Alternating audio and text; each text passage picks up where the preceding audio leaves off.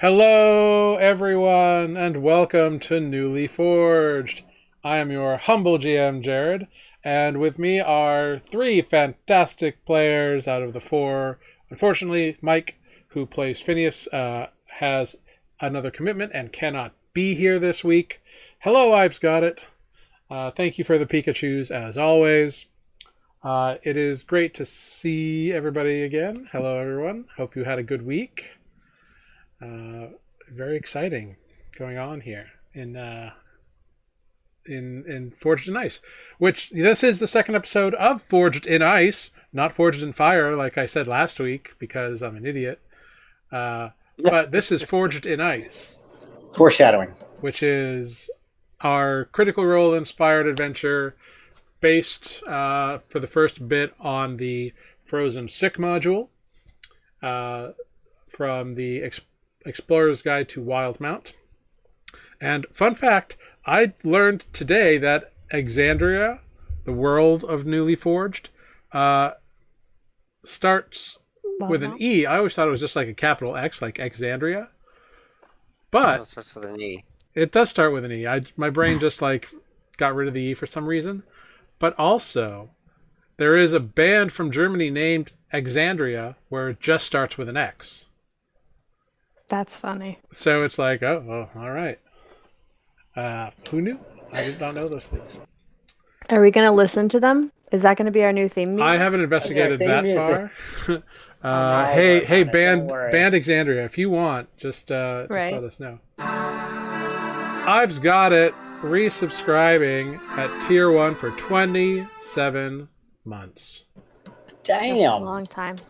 Thank you. Thank you so much, I've got it. It's really appreciative. Thank you very much. You're a real OG. You are the OG, in fact. So thank you for being here. Best mod around. Big shout outs to Dork Tales, who gave us a shout out when we rated them last week, and Raven with Baubles, who followed us last week. So thank you, Raven and Dork Tales. Genius name. Yeah, it's pretty good, actually. Now I hear a song in my head. I'll let the world guess which one. I admit I do not know. I am fascinated, though. The DuckTales theme song. Oh, I was thinking yeah. that. I can't remember how it goes, and I was like, Danger, watch behind. This is Exandria, by the way. The band. Oh. Yeah. Fabulous. Free press. There you go. We will take one like theme music, please. Yeah, it looks like a rock band with a female lead. I love those. Nice. Very cool. I dig it. Players, by all means, I've yammered on quite a bit. So let's introduce yourselves, and then we're going to do a quick little quiz about the geography of Wildmount. So that's fun and exciting. Let's start at the top of the stack with the very debonair-looking Tanner. Oh. Hi, I'm Tanner. I'm playing Alkin Kane. Are we saying the class yet? Yeah, you can let loose. Okay. Human fighter. And sorry, what was the question? I'm saying emails. We're not going to do a question this time. We're going to do a trivia again. Oh, right. Yeah, it's going to be fun. And then we got Matt. Yo, Matt, I'm playing. I surprised him. He had no idea this was coming. I'm playing a character on the stream. Tune in to find out what that is. Alexa Ross. He's a Dragonborn. Did you shake your head? Are we still confused on the pronunciation? We'll find out how that's pronounced later. Dragonborn Warlock. Very cool. And then we have Amber. That's me. Hello, I am Amber. I am playing, was playing, possibly am playing, Bloodwind Bloodaxe, the tiefling, dwarf tiefling, barbarian. That's what it is. That's the class. Mm-hmm. Yep. Full of rage and rules. Full of rage and rules. I love it. Yes. Very cool. And Mike, who plays Phineas, our other Dragonborn, specifically the Draken Blood type of Dragonborn, The worst one. cannot be here. So Phineas will die tonight, and you'll all have to get a new character. Oh no! Oh no! Who would do that? Not me. It's about time. Someone else needs to die. It can't just keep being me all the time. It is you fairly often, isn't It's it? just always me. In the line of fire. Making choices. I've doing got a stuff. new character. I idea appreciate for that you today's make choices, so it's all good. stuff. Yeah, exactly. Commitment. Right. Hey, the last time we tried this, I got the party. All right, so we're gonna do this buzzer style. So I'm gonna ask you all some questions about Wildmount. This will affect your grade, so everybody I'll take pay the attention. Thank you, and I'll just skip class. Yeah, I don't need any more grades. I have faith in you. So, first question: where is the home of the Ruby of the Sea? The ocean. That is Oh, incorrect. dang it. Ah. Is it a first come, first Ah. serve? Yeah, Crap. 5, You're- 4. Wait, are we allowed to cheat? Mindarian? That's No, the end. That's Nope. in. The answer is the Ruby of the Sea lives in Nicodranus. Nicodranus. That's the one. That's the one. Mandarian is in Nuuli, not in Exandria. Is That- it? that We're is in a correct. different plane of existence right now. Yep. I can't keep these cities straight. No, I know. I just don't. I don't remember names. I don't remember what Trivia. this is. Facts. All right. What are those? Next question. This city is mostly populated by gnomes and known for their machines of war. Anyone? Gnome I Town. remember the episode. I remember the conversations that were had. Hupperduke. No idea. Thank you. Oh, that one. I was close. As I've got it says, it's okay if you can't keep anything straight. It is Pride Month. So It is. It is. Boom. Boom. I remember Jester was obsessed with the name of that one. yep. Yeah, it's fun. Hupperduke. It's a All funny right. one. Here's one at least some of you should be able to get. The enormous city and capital of the Dwendalian Empire. Uthadern. Capital City. Not Uthadern. You're literally from there. Wait. Fuck. The big one. Rexentrum, everybody. Yes. Rexentrum. I thought that was the third Mad Max movie. Could have been. That was the one with Tina Turner, right? R.I.P. Yeah, good movie. All right, here we go.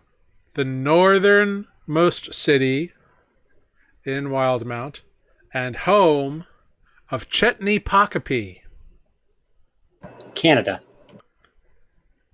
Tanner, you just said it. Uthadern. There it is. Hey, you got that one. That's where we're going, right? God damn, I have to wait, go back no, and that's listen where to I'm all of from. season 2, don't I? Yep. That's where I'm from. All right. Last question. The formerly floating cities south of Jorhas were called what? The formerly floating city south of Jorhas. Yes, what were they called? That was the pirate town. That's what I called them. And the answer is Draconia.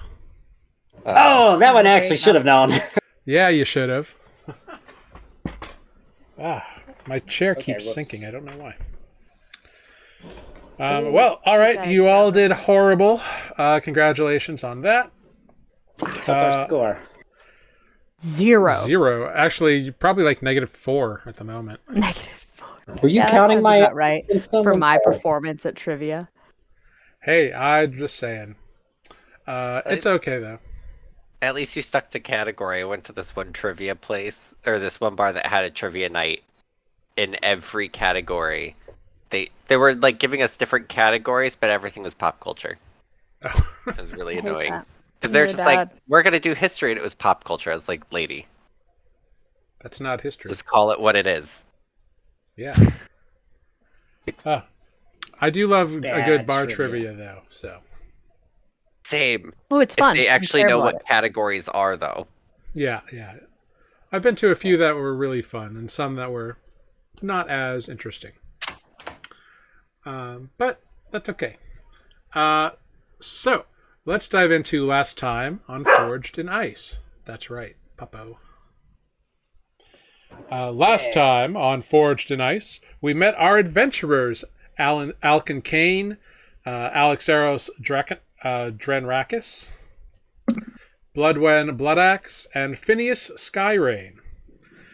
They all arrived for various reasons in Palebank Village, a small northern outpost of Uthadurn. And seemingly capable, or at least interested in the death of one Ergon Wenth, they were asked to investigate this strange disease that killed the older dwarf prospector by turning him into a statue made of ice. The group sort of worked together and began tracking down clues, despite their admittedly odd dynamics, which ultimately led them to Pelk's Curiosity Shop, where Ergon had sold some items about 2 months prior. The shop was robbed shortly thereafter by one Tulgi Lutan, a dwarf who it turns out belongs to a crime family in the town of Shady Creek Run. But unfortunately, she is now also sick with the disease. And about 2 months ago, she in turn passed the stolen goods along to her sister, Hulil. The party's next stop, or when the party arrived at Pelk's Curiosity Shop, they overheard some noise inside that dark and closed shop, and Bloodwen loudly announced that she was coming in and that they had better give up, and was met with a hail of crossbow bolts as she opened the door, falling dead to the ground, or unconscious to the ground. A skirmish ensued amongst 5 bandits, also from the Udalot family, 4 of whom were ultimately killed, the last giving up all the information they knew to a very intimidating Alexaros. Sadly, during that conflict, even despite rising up multiple times, Bloodwen lost her life and died upon the floor of Pelk's shop.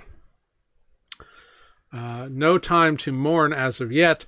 The party investigated and found Pelk himself also frozen as an icy statue.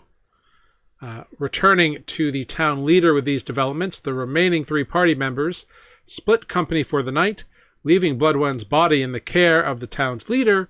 However, Bloodwen's spirit was brought before some form of celestial scales, and after having been proven of worth, agreed that she would like to try again. And so we pick up in this perpetual city of dynamic order, shifting architectures that flow seamlessly and smoothly into one another. And this massive purple-skinned, winged, lavender-haired figure with eyes that look like the night sky, standing, towering really, over the sort of spectral form of a tiefling, Bloodwen, who is about as transparent as she appears on screen at the moment. Sorry. Whoa. Hello, dog momming when your dogs are Yeah, it's all right. not getting along. Oh, that's Oh rough. no. Oh gosh. Oh no. Don't make One me of them is separate now you two. beyond Don't make me escape. turn this house around. I have separated them, and now this is the result. One of them is going to be beyond the gate. Fun times. Oh god. But so this towering figure looks down at you. So you would like to try again. Excellent. There is a cost. The world that you are from is a particular one. You can return, but you'll be a little bit different than you were before.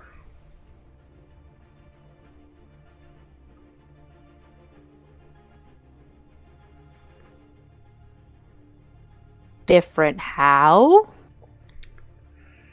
Well, it will be very difficult to disguise what you are.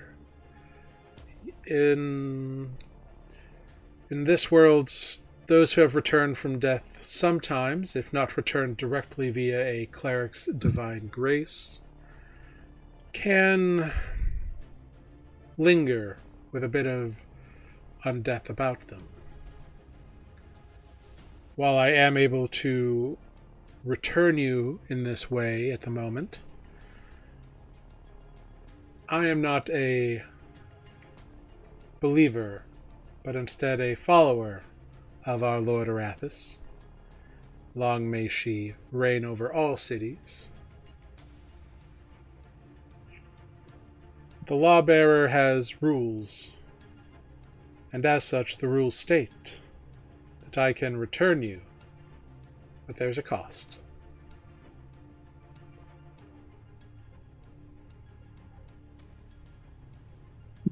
Seems fair. Yes. As her prices often are. I'm listening. I know. I remind you, Bloodwen, that rules are important. Rules define structure and society. Bureaucracy does not.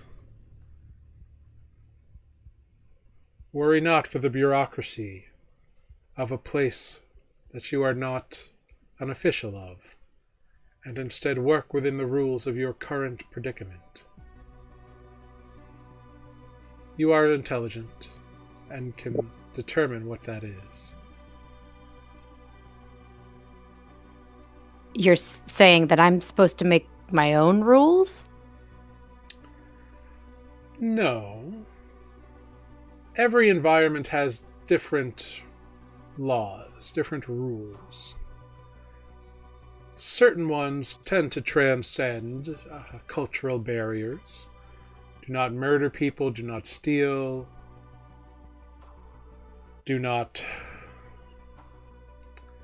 well... That's about it. Those are the two big ones. However, other societies might put an emphasis on touting divine law, and while others might tout magical law or secular ideals. As you are not officially affiliated with any particular service or church or city, it is acceptable for you to adapt to your various environs appropriately. But just remember, always strive for order, always strive to do what is right and follow the rules. I believe this to be in your nature. I get told that a lot. So, does this mean if I come back, are you going... So I have to find out what the rules are around, and then make the rules? Please note, Bloodwin is still writing in this ghostly notebook. Of course. No. You do not need to make the rules. You just need to follow the appropriate ones.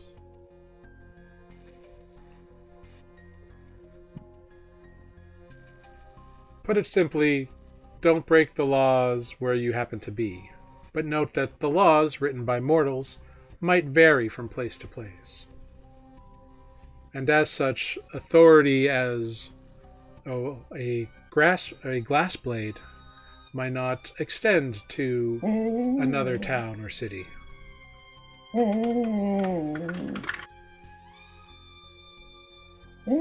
Okay. We have many strange ethereal creatures running around here. You get used to them after a while. Yeah. Don't. I think that sort of makes sense. I'm going to have to find out what the laws are in all these places. Do you know? I mean, I guess you won't know everywhere I go, so I should ask. I should find them out. And then you're saying that overall, If I follow the spirit of laws, I don't need to follow the literal steps? You need not concern yourself with bureaucracy.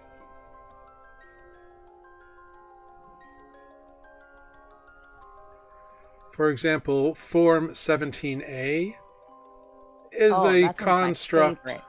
Yes, but is a construct of mortals. And while I in the see. spirit of a law, is not in and of itself a law. Following Arathis is a higher calling that supersedes the laws of mortals. Yes, undoubtedly so. And therefore, I am empowered, in the name of Arathis, to distill the laws of lands to their core beliefs and adapt to the best and most effective enforcement of order and justice. Close. Arathis does not put herself above the laws of others. She respects the laws. Well, she respects good and prompt laws. Laws that do not infringe upon others and such things, but laws that work to serve the betterment of society. Arathis strives for an equitable culture and community. Understood. Excellent. Have you talked to Arathis? I've tried before and not gotten a lot of answer. She's a very busy individual, and while she may not talk back, she hears all prayers sent to her. Okay, good. Did she hear about Tony? I'm was- sure she must have. All right. I hope he got his comeuppance. Well, that I cannot attest to, but I think it's time that you gave this a second try. What do you say? In the name of Arathis, I will try. No higher purpose. And he smiles and places a hand on top of your head, and you vanish from that city. Meanwhile, a bright, shining early winter sun streaks through the windows of a small cabin, a small one-room cabin with a couple of beds and a fire that is banked down to warm coal, so it's a bit of a chill, but enough to be manageable. And Alkin, you awaken, coming to consciousness and sensing the area in your immediate vicinity. Nothing has moved from where you left it on this night. All right. Just gonna wake up, eat, and then I assume I'm meeting everybody outside the tavern or at the tavern. Okay. So I'd just head there. Yeah, great. We cue next to a pair of one child laughing as their parent carries them upon his shoulders down a hallway, and the child begins rapping on the door as they walk past, and the father is like, no, don't disturb anyone. Alexeros, you are awoken by knocking on your door. I cracked the door open just like this much. You look out and you see a father carrying a child away on his shoulders. Okay, well, I guess I'm up now. Slam the door, finish getting ready. I had a thought as I went to bed last night that Elixaroth totally forgot about the whole cursed dagger thing remaining on the body. So I'm going to swing by the village leader one more time before I meet up with everyone in the tavern. Yeah, easy enough to do. So you can head on over there quite easily. And you can meet up with Elro Aldatar. He opens the door for you. Welcome.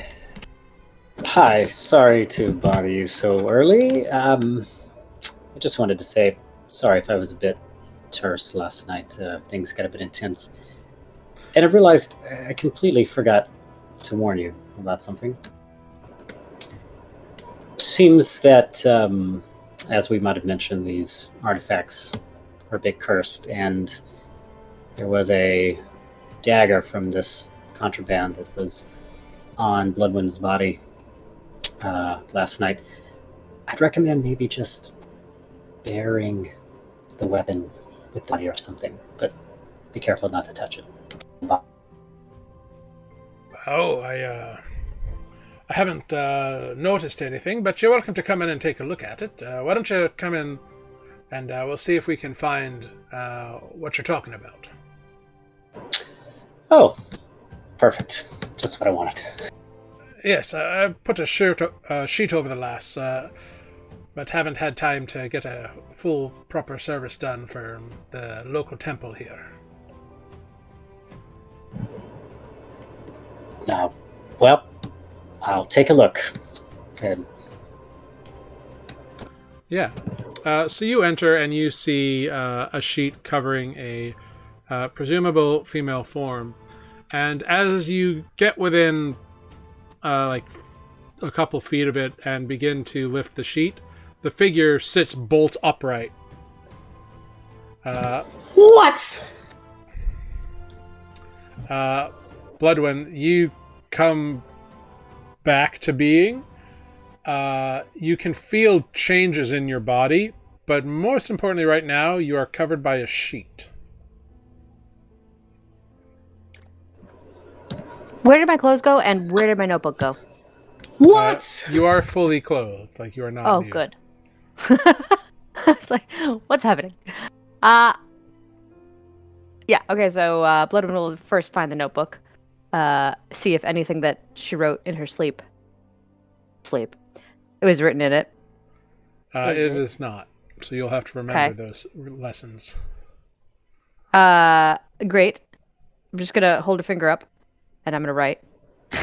Oh, I'm not okay. Alexaroth is like looking at Elrond. Erlo is like, great ghosts! Blessed be lass, you be alive. Apparently, sort of. Simply put, all thanks to the Archheart, I Arrakis suppose. believes that I will serve a greater purpose by being here on this plane.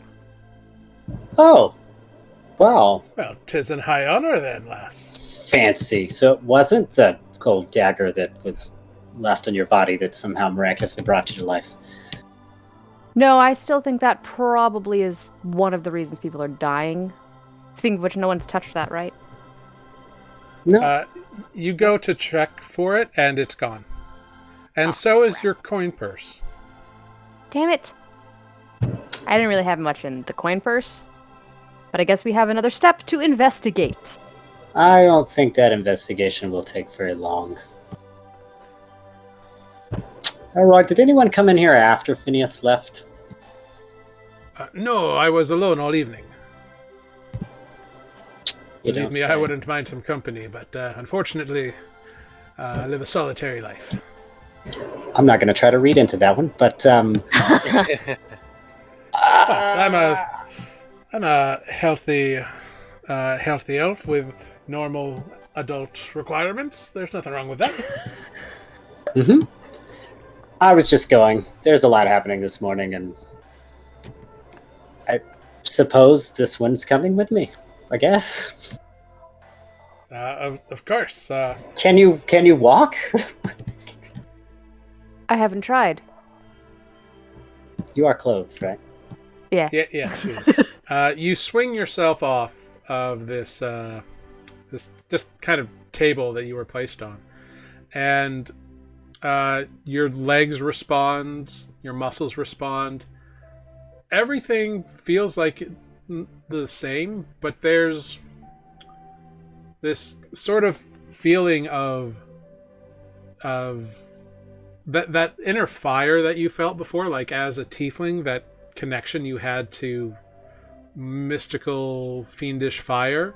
You don't feel that anymore.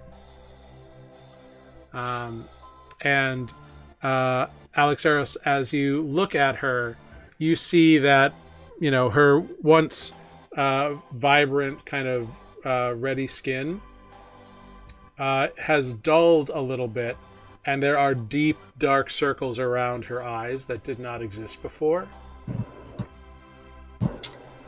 And Bloodwen, your entire body just kind of feels heavier, and Alexaros, you just like you just met her yesterday, and you already kind of formed a small attachment there, but there's something uneasy about it. It's just in the back of your mind. There's something uneasy about what's going on. Think fast, Alexaros says, and flicks a copper in her direction. Do I catch it? I will try. Make a dexterity check. Straight dex. Nope, it bounces off of your closed fist a little too quick. Probably a little too early to have tried that one. I'm sure it'll warm up once you get moving. Were you trying to give me something? Did you not see the coin that... No, but are you trying to give me the coin, or are you just throwing it at me for some reason? Is testing your reflex? I don't know. I'm not a doctor. Come on, let's go. You can keep the copper, Elroy. Your tip for housing the body overnight. Yeah, it's the least I can offer. But He was like considerably... Yeah, oh yeah. He was considerably calm about this. Yes. Yeah, let's... Still, I'm a little weirded out by this, but I don't know what else to say, so I'm just going to be like, we're supposed to meet at the tavern, so this is convenient, I guess? Did right. I picked you up? Yeah. Yep. Okay, I guess we'll go to the tavern. Did you make any progress? How long was I out? Time was sort of vague. Where I was, it was really quite beautiful. The city was somewhere like nowhere I've ever been before. It's been about 7 years. It's kind of crazy. I come here every year on your death. Insight check. Make an insight check. Ass.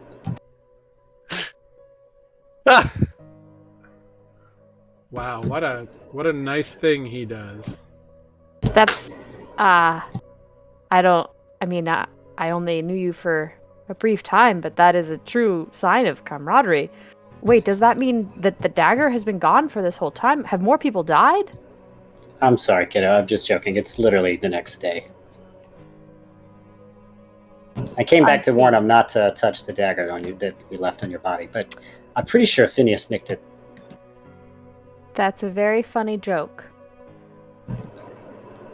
I'll work. Also, why would Phineas nick it? Phineas was proving to be actually rather helpful. Well, who knows? We'll withhold judgment for now. Further investigation. Understood. Seeing as he's not here to defend himself. I see. Very well. We will wait until we have further investigated to draw conclusions. I'm going to write him down as a suspect, however. Good idea. And I'll ease up on the jokes for now. This is probably a lot for you, so... Yeah, something is a little bit off, although I am very flattered that Arathis Well, not Arathis herself. She's very busy, you know. But a Oh, yeah. follower of Arathis. Did I tell you it was a beautiful city? So orderly. I wonder think what I was that's like. cautious because I remember it. That's fascinating. And you thought you wrote something down about it? Oh, well, really, we discussed the value of bureaucratic regulations versus the greater superseding law and order and justice, those values, and discussing cross-cultural norms of laws and regulations, and how, as a follower of Arathis, I am burdened with the task of determining which laws of mortals I should follow in pursuit of order and justice. And how, typically speaking, regulations are perhaps not the only means by which one can pursue those goals. Therefore, I need not necessarily all the time, every time, follow every regulation I've ever been taught. So, the Serathis told you to chill it out a little bit this time? Well, that's not precisely. It was much more eloquent. Well, No, I believe it. I mean, sure. I don't know the Serathis, but I think I get it. Again, it was not Lady Arathis herself. Oh. It was a follower of great power, whose name I didn't get. I mean, I'm not sure I would have had the wherewithal to question someone offering to bring me back from the dead either. Was there any sort of condition? You'd just sell your soul to a... Oh, I've always been a follower of the Arathis. I wouldn't say it was selling my soul, perhaps. I do feel different. I was told there would be a cost, but the mission of order and justice is greater than that. And I think that we will improve the world by completing our investigation regarding this coldness thing. Agreed. I think we might have a conversation about tactics next time we approach a bandit hideout. It wasn't a hideout. I was just, well, yes. And not all of my training need apply. Understood.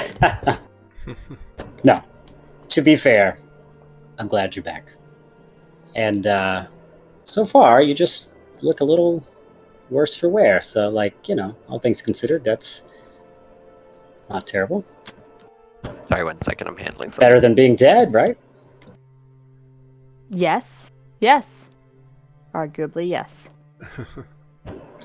All right, well, let's go meet up with the others. How you feeling? You hungry? You want to grab something at the tavern? Coffee? Oh. Sure. We're going there anyway. Yeah. I guess so. Right? Sorry, this is me speaking out of character. We are meeting at the tavern. That was the plan we left with last. Yeah. Okay, great. All right. Do you remember the way? Why don't you go first? Okay. I just keep an eye on you in case you have trouble walking is all. I will lead the way. Yeah, not difficult. You can easily find the tavern. It's not hard to locate. But you get there, and you see Alkin is there waiting. Pardon me. Alkin is there, and so is Phineas. This is interesting. So many things I wanted to roleplay. Phineas makes a face as you approach with Bloodwind first up, and his eyes go very wide. And Alkin, you can sense that his eyes have gone pretty wide. Quick question: can I say that I asked Bloodwind on the walk over how much gold they were missing. Sure. How much gold was it? Just out of curiosity. Oh, that's a good question. Amber thinks it was probably 10. I just did default. Alright. It was 10, yeah. Yeah. All right, when Alexeros gets inside, he looks at Phineas and says, "See, I bet you 10 gold we'd see her again."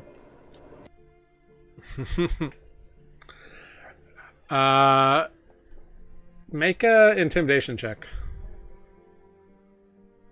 Oh, interesting. Oh, even more interesting. These rolls. All these They're nat 20s on the wrong side. I know. Unfortunately, Phineas just looks confused and says something along the lines of, "We made no bet." All right. Let that one go. But yeah. So you have all reunited, and you all have a lead to follow up. And just so everyone is aware, indeed, Amber's tiefling is no longer a tiefling. She is a hollow one. Which is a special form of revived person that is available on Exandria in Wildmount. That's right, because Reborn is from Ravenloft. Yes. But none of you would probably know that. Although, as soon as Bloodwen arrives, you all can see that like her skin is more like ashen colored. She's got big dark circles around her eyes that are like permanent. And her hair's got streaks of gray in it that it did not have before. Almost as if like she's still alive, like you can tell, but her eyes are a little lighter. It's just all in all kind of unsettling, but her personality seems fully intact.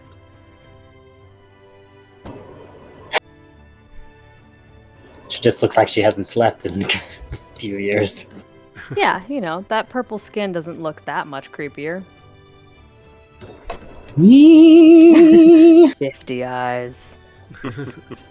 And here we thought the warlock would be the creepy one. Yep. Most of the time. Gosh, I've totally forgotten what our mission was. I should look at my notes. Which, as you are all kind of getting yourselves together here, you hear in your mind, Alexeros, you hear in a very strong female voice, "It is your time. Kill the Dragonborn." Sorry. It is your time. Be the leader you were born to be. Wow, that's annoying.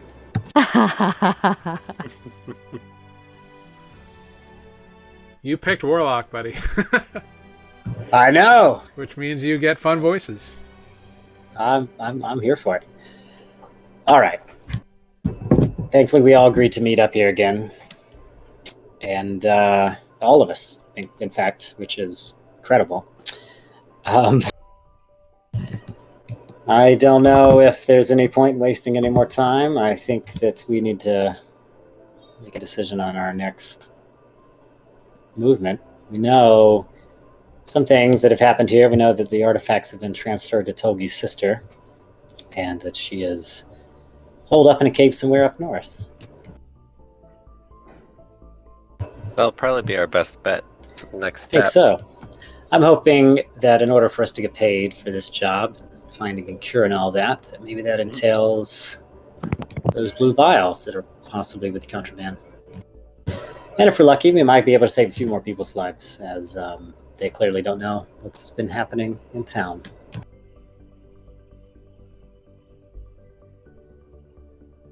And I'll point to... I've forgotten everybody's name for some reason. Alkin. You've been living around here, right? Just for a little bit. How much do you know the area north of here? Feel confident giving No. us a head start? Oh, good. No, All I right. haven't been here that long. Well, perhaps Didn't we asked Tolgi where the sister is, correct. and we had the name of the Yes. location, so we could probably just ask around.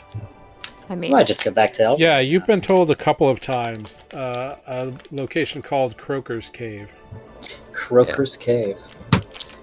Yeah, we'll maybe go back, ask about the direction getting started to Croakers Cave, and see if we need to pick up any supplies in town. I hope everyone's got some warm weather gear.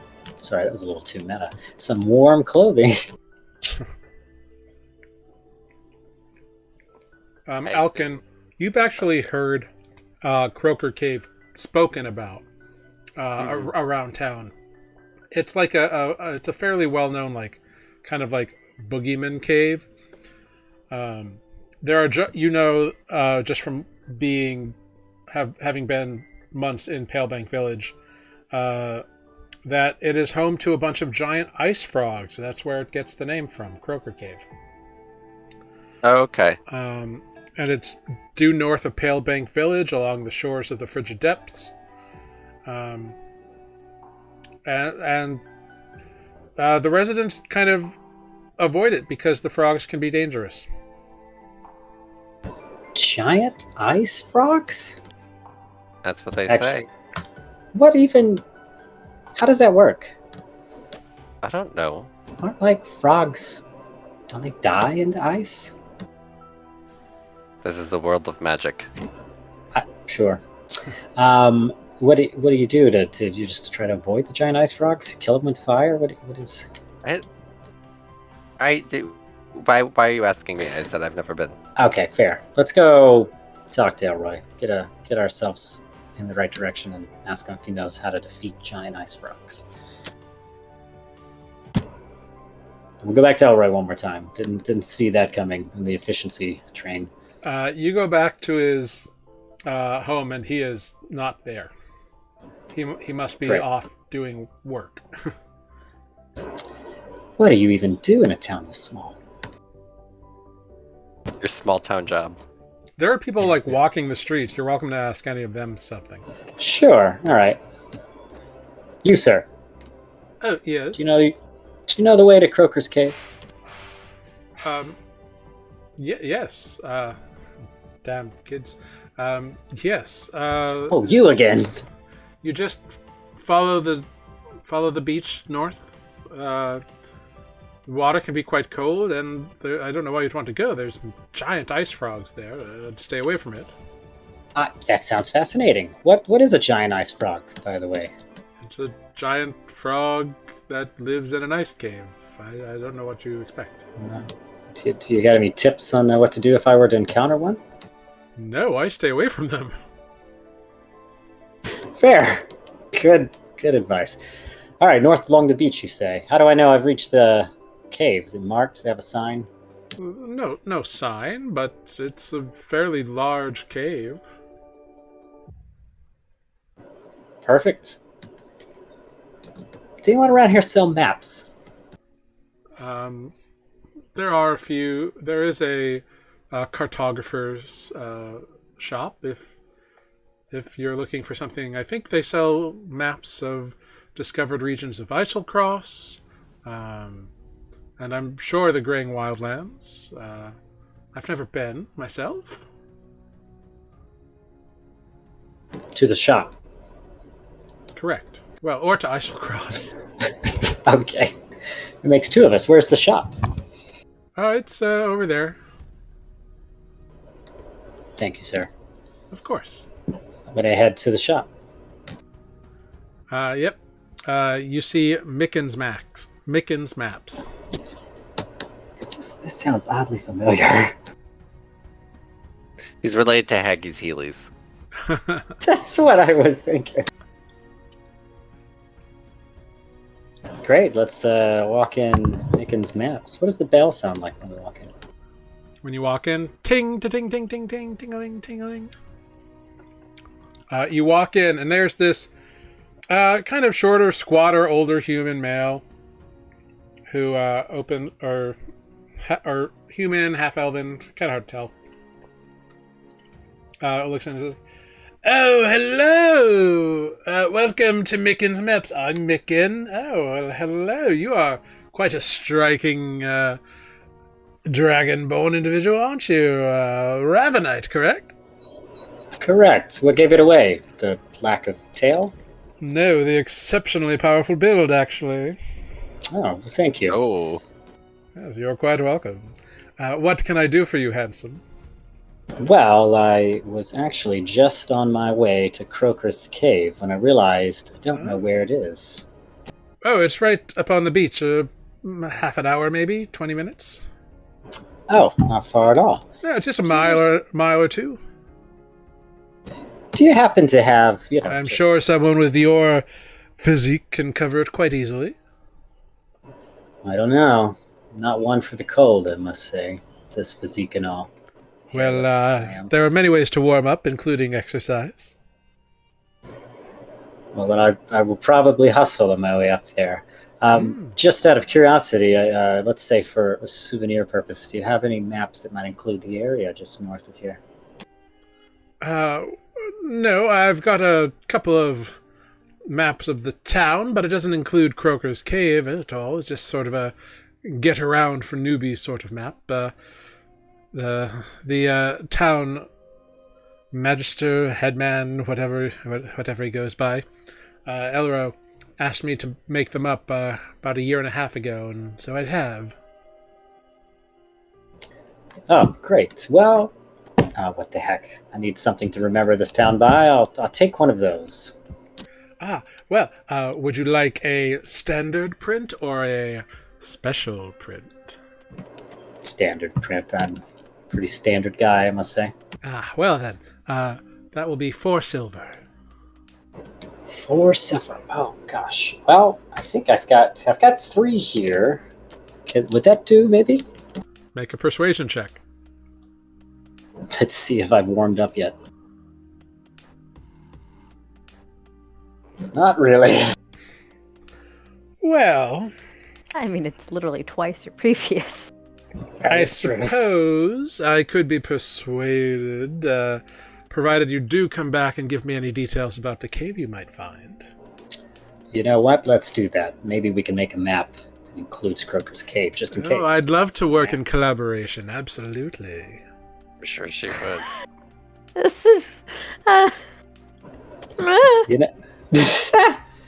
How many silver is in a gold? 1 gold is 10 silver. There's 10 silver and a gold.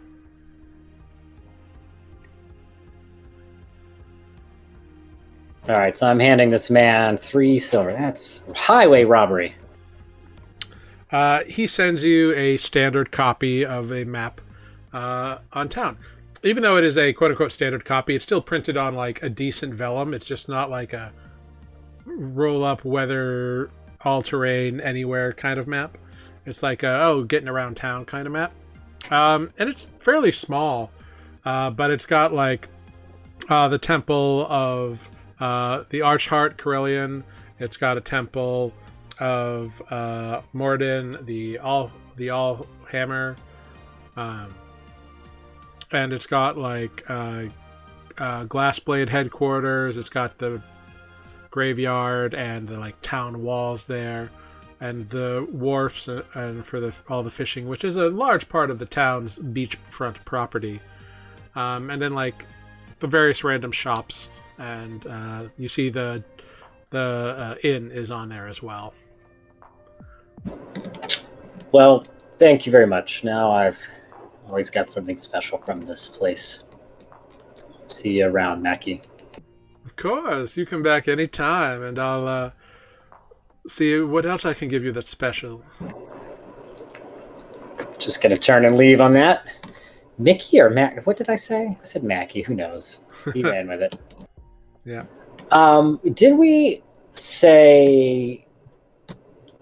I know I asked when I was getting my debrief of my backstory about taking something warm with me. Did that count as sufficient warm weather attire? You have warm clothes for the area. You don't have you don't have quote unquote warm weather gear.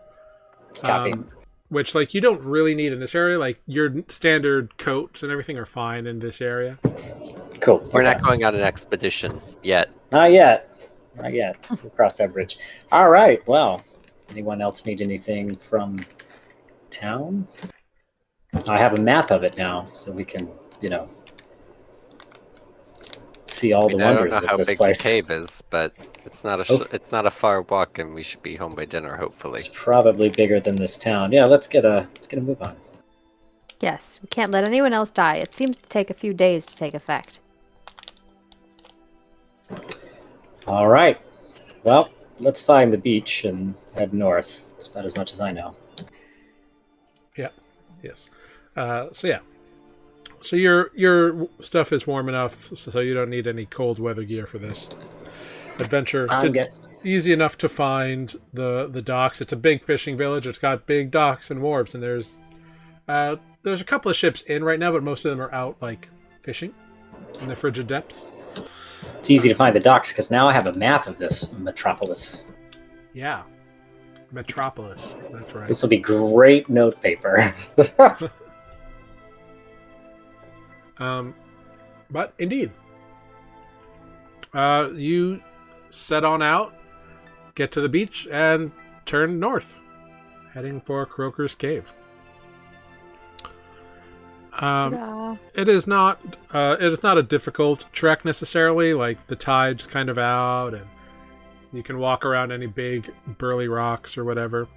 And you get kind of up onto part of the beach where the tide doesn't come in all the way. And you begin to see frequent signs of tracks. People have been coming and going in this direction fairly frequently. But you don't get any sense of, none of you see any, nobody's standing guard, nobody's walking a patrol. And eventually you see a cave entrance, and there's a plume of smoke that is rising from the ground beyond the cave entrance. So it's coming up through a vent or a natural chimney or something, and just kind of going up on through the cave, and you can see that happening. But yeah, you see a cave entrance. It's about 10 feet and 8 feet tall, with a couple of stalagmites hanging down. All right. Well, How big's the ceiling? So the ceilings are 10 feet, but there's 2-foot stalagmites hanging down. So it's 8 feet of clearance between the end of the stalactite and the ground. The floor? Yeah. Okay. It's not too much headroom. No. Luckily, none of you are 8 feet tall. Very lucky. It is dark inside. For those of you who can perceive beyond 10 feet, it is dark inside. Who's that? Anyone here gonna have issues with the darkness? Should we figure that out before we go in? No, I'm okay. I'm fine. Oh, lovely. Well, here goes nothing. And kind of wander into the cave. As I am looking at the tracks, is there anything that stands out about the size or shapes? Mostly humanoid. Is that that's what you said, right? No. Yeah, they're all boot tracks. Yeah. You presume it's probably those bandits who you fought last night. Yeah. Why don't we try this time, if possible? Avoid a fight, unless necessary. I'm okay with that. Good call. But yeah, I don't know about our calling out and advanced tactics, so I'm just going to try wandering in. Cool. Yeah, you cannot wander very far. You wander about 8 feet into the cave, and you stop because there is a pool of water like directly in front of you that fills the whole area.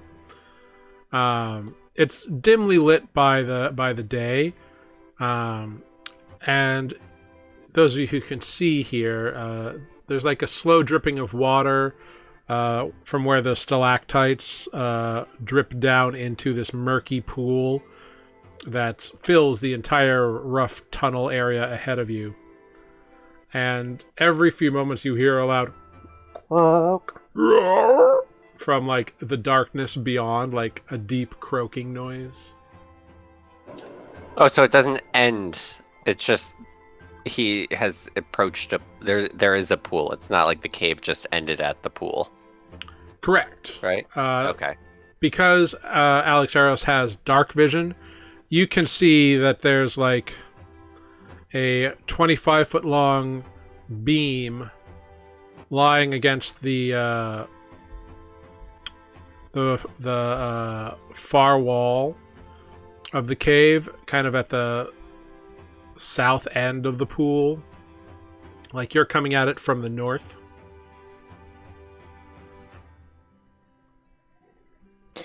So opposite of where we're standing, there's a beam. Yeah. Like it's evident that like whoever probably used that beam across the way there and then pulled it back behind them. I see. So let me just make sure I'm understanding this correctly. We are here to sneak up on the sister who might be frozen, and there are giant frogs in the ice. Yeah, I think that sums it up pretty well. We'll see how the sneaking part goes, seeing as how we're gonna you to get across this water. About how much water is there? It is very murky and probably quite cold, given that it's like a icy cave. I mean, like how far? 25 feet. It looks like it's much too far to just leap across. Right. But give me a perception check. Okay. Perception. 14. Cool. So it looked to be about 25 feet across, and from where you are, kind of next to the edge, you can see that on the other side there's it looks like it's maybe like two entrances to the cave, like maybe it splits. One going kind of more to the east, one going more south. And the walls look rough as well. Like maybe you could get a handhold kind of rough. Funny enough, there was a moment where I was picking cantrips and I thought, I don't need Mage Hand. I don't think Mage Hand would be strong enough. Yeah. That's true. Maybe not. I could give it a shot climbing. I have definitely trained for similar situations. Perhaps I could get to the other side and move the beam for you. There seem to be two ways to get into this cave. Across there, or I guess through, like after this passageway. Is that what I was seeing? Yeah, like it's kind of like due south of you is a way, and then there's that you can kind of see like 5 feet down from where you are. Mm-hmm. And then kind of southeast there's another way that you can't really see, but it looks, I don't know, there's something about the floor that looks weird there. Okay. And as it stands now, like you could climb along the east wall, which appears to be shorter, but we'll get to that weird floor area first. Or you could climb the west wall, which is a farther climb, but will get you to that south doorway or south passageway. And that is kind of where the plank is.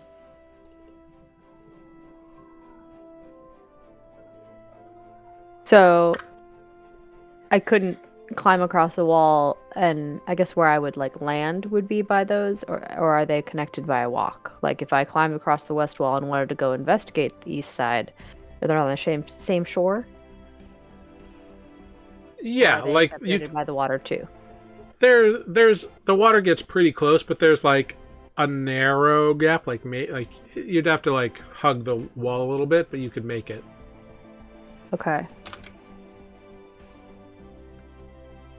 But it's it would essentially wow. be difficult terrain to like kind of balance your way through like that 5 to 10 foot area. Okay. You feel confident climbing? Well, you were asking about something earlier. Was it rope? Well, I don't know that rope would necessarily help. I could climb across. It seems that there is a small walkway between these two entrances. On the section on one side, nobody knows how to look for traps or anything, do they? In the watch, we had people whose job it was to do that. The path on the east side looks a little bit weird. But I could try climbing across and see what I discover and maybe push this plank back over to you. And Bloodwind is like stretching and cracking their knuckles. She's getting ready. Think you can get How you feel? I feel like a humanoid. Great. That's a good start. What were you saying, Alkin? I was gonna say, if you think you can reach the beam so we can get across easily, if you think you can do it, go for it. Great. And you know what? May not be much help, but if you have trouble with that big plank of wood, got a crossbow. I could tie some rope to it and shoot it across so you can use it to tie it, and I can keep the other end. Oh, Bloodwind that's looks very strong. clever. That's a clever Well, solution. you just woke up from like who knows how long. You are on today. Who? Me? You've said more words today than you did all of yesterday. Noted. I'll try to keep my quota down for tomorrow to compensate. No, that's not what I mean. I'm just messing with you, kid. I got faith in you. Ha. I look at Alken and clearly there's no help there. Yeah, Alkin's those like white scars over his eyes just kind of stare blankly at you. Okay, I will go climb the west wall. I don't want to step on the weird floor. All right, give me an athletics check. I'm rolling an athletics check. 21. I have a better idea. Excellent. Why don't I tie this rope around your waist in case you fall in? As long as you don't pull on me. Not at all. Not unless you fall in. Well, is the wall long enough to where the Only rope won't? 25 feet. It's 25 feet across the pond, so presumably it'll... I've got 50 feet of rope. I feel okay Listen. about this math. When you're tying rope around somebody, it gets short real quick. I still got 45 feet of rope. How big are you? It brother? takes more than 5 feet. We're not doing full like zenny knots here. It's all right. I'll tie a loose bowline. All right. Great. Make Don't a slip that sleight of hand check. Oh, God. You did it. Oh, All right. boy. You tie a perfectly solid knot around Bloodwind's waist. Yep. Does it require a sleight of hand when I'm taking my time? I love how it's whenever the roll on the left side is really low, it's a natural on the. Yeah, you've rolled 3 nat 20s. Too bad none of them have been an advantage. So Bloodwind, you have this rope tied around you. You're like, whatever, and you begin climbing across. Not a difficult thing for you. Your hands dig in just fine. You find handholds, footholds. You're able to cross just above the water. And you're about halfway across when the rope comes undone and falls into the frigid water. So you don't have the rope attached to you anymore, but you were perfectly capable of climbing along. We're back to the crossbow idea. Sorry, I'll pull the rope out. As you pull it out, No. a massive like just couldn't frog let it go, head could you? rises up out of the water and like goes after the end of the rope. And you hear this massive, like, quack, quack. Why did no one warn me they're attracted to hemp? Yes, that's what it That's is. what they're attracted. With a 16, it gets the end of the rope. Great. All right, I'm gonna keep pulling. Let's fish okay. for frogs. Why would you keep pulling? You want to fight It's something? my rope. Make a Alright, strength check. You can fight this on your own. Or make an athletics check against the giant frog. I ain't helping. So you get advantage because he's in the water, or disadvantage? He's in his natural element, so he's fine. Woo! Finally. All right. Yeah, with a 15, you pull it tight and it like... Phew. He only just got the end of it, apparently. But this big blue frog is now like floated up in this like murky water and like croaks and like... as Easy. Bloodwind continues to make her way across the way. Don't worry, Bloodman. I'll distract it. She's about 3/4 across. The frog is like swimming over towards you, Alexeros. Oh my goodness. Hey, buddy. Chill. It's my rope. It's about 10 feet away from you and still heading towards you. I'm backing up slowly. Just like easing back.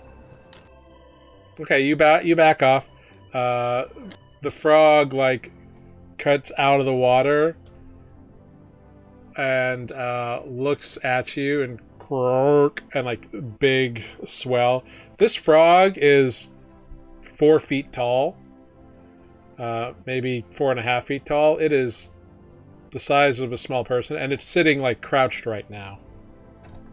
Can I like ready an action? I mean, it hasn't done anything aggressive yet. What do you want to do? If I'm gonna load my crossbow anyway, because that was the plan, right, for the rope to send across. And if the thing jumps at me, because I hear that's what frogs are capable of, I'll shoot it. Aren't you a warlock? What does that have to do with anything? You have Don't know how something to far use- stronger than a crossbow bolt. False. What makes this frog? Nothing is stronger than a crossbow I bolt. said it's 4 feet tall. I mean, it's Yeah, just a frog. it's a giant frog, y'all. It is a giant frog. Like, it is huge. As we've learned, there are no normal-sized creatures in D&D.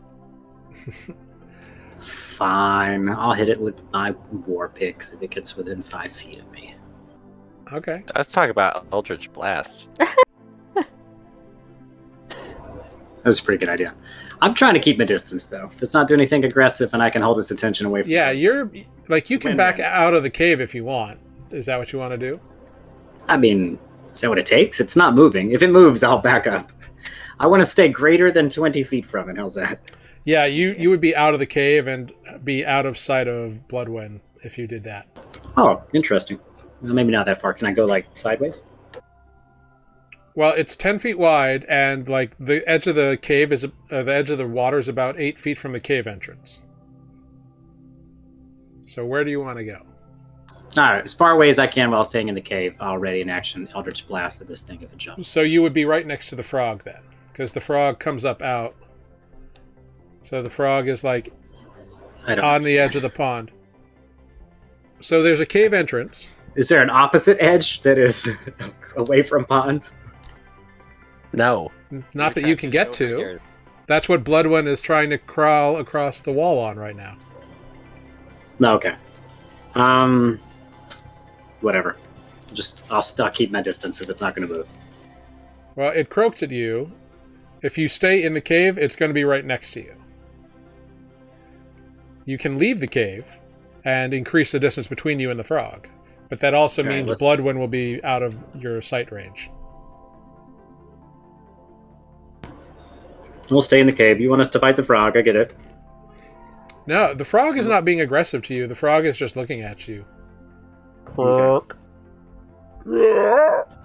Everything's fine. Alkin, you can see this big ass frog now. It's come up out of the water. It's on the edge of land. It's about 10 feet from you or so. Yeah, I'm gonna stay fairly still. Gonna keep an eye on it. Alkin, don't show fear. I'm not scared. This is your problem.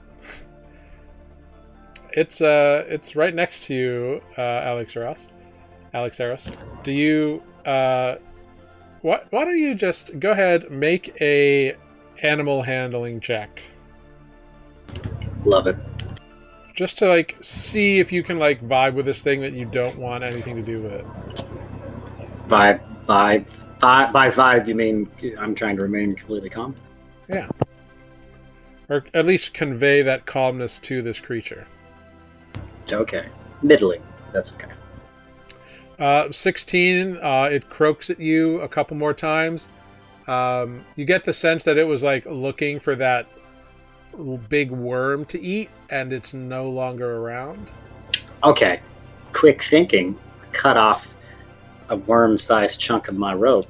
Toss it back in the water.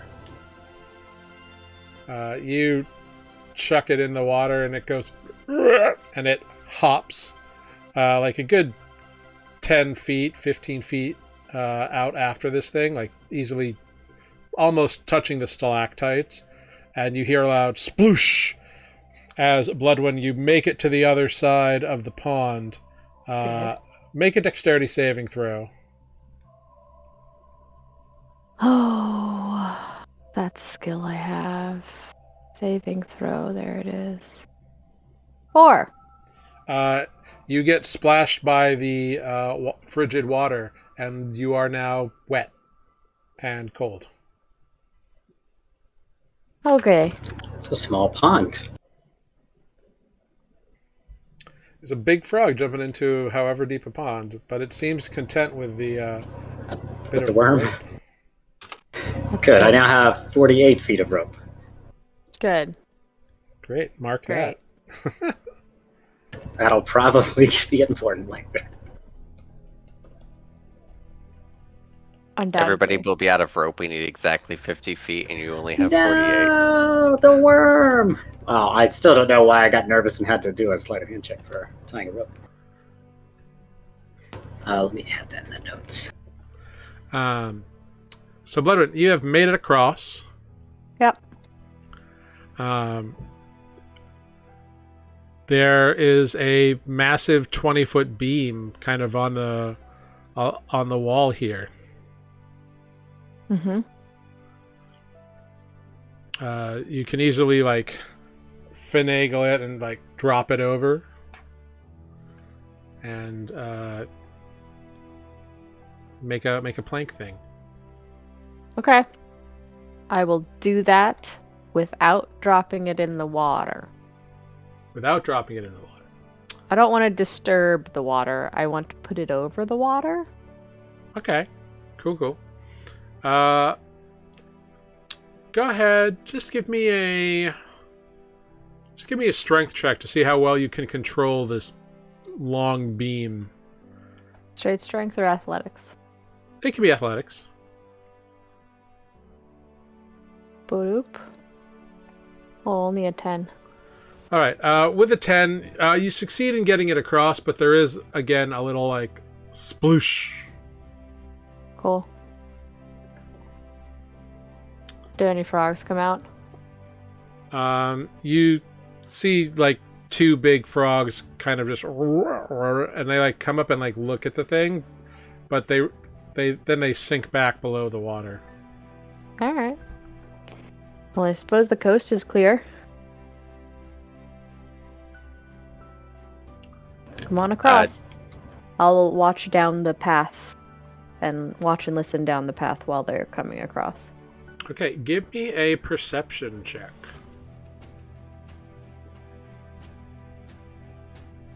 $11. Cool. You definitely hear more croaking, and you can see at least one frog, and it seems to be like catching things that are thrown to it or that are jumping. Just at the edge of your vision. Okay, so it's like down the hall. Yeah. While they're coming across, can I, at this slightly closer distance, take a look at the weird floor at the other passageway? Yeah, if you want to just look in there real quick. The first thing that hits you as you approach the entrance is this massive, like, aroma, and the floor you see is just covered. It's like it reeks in there. And the floor is covered in bat guano. Ugh. That's Got gross. it. I hate that smell. Got it. Okay. I guess there are bats down there. There's no, like, footprints in the guano or anything, right? It's No, not at a all. deterrent. Okay, great. It's just gross and bats live there. Good to know. Good to know. Mm-hmm. I shall advise my team of this development. Yeah.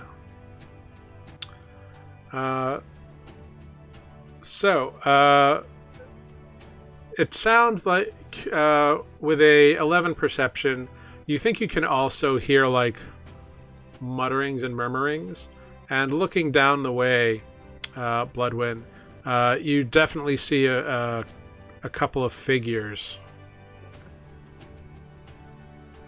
kind of muttering, and like one of them is like casually throwing something to one of these big frogs. Okay. And you hear one of them be like, you hear two voices. Frogs are jumpy out there today. Jumped twice. That's unusual. Yeah, but what can you do? Those frogs are just like that all the time. Look at this one. And you can see he throws something to the frog, and the frog like snaps it up and croak. All they do is make noise. Sure. Okay.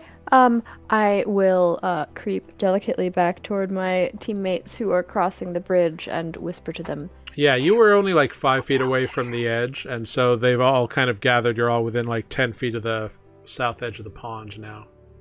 Okay. I will whisper. Did you hear that? There are people there. Did we hear it? You had not, but you can make a perception check. I'll try.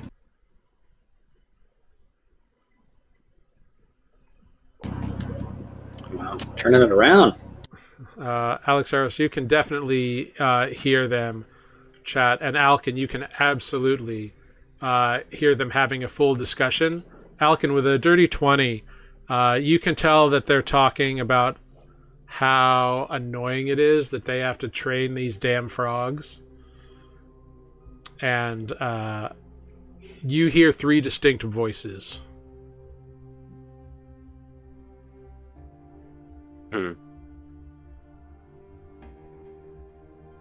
Alright, I'll turn to everybody else. I hear 3 people.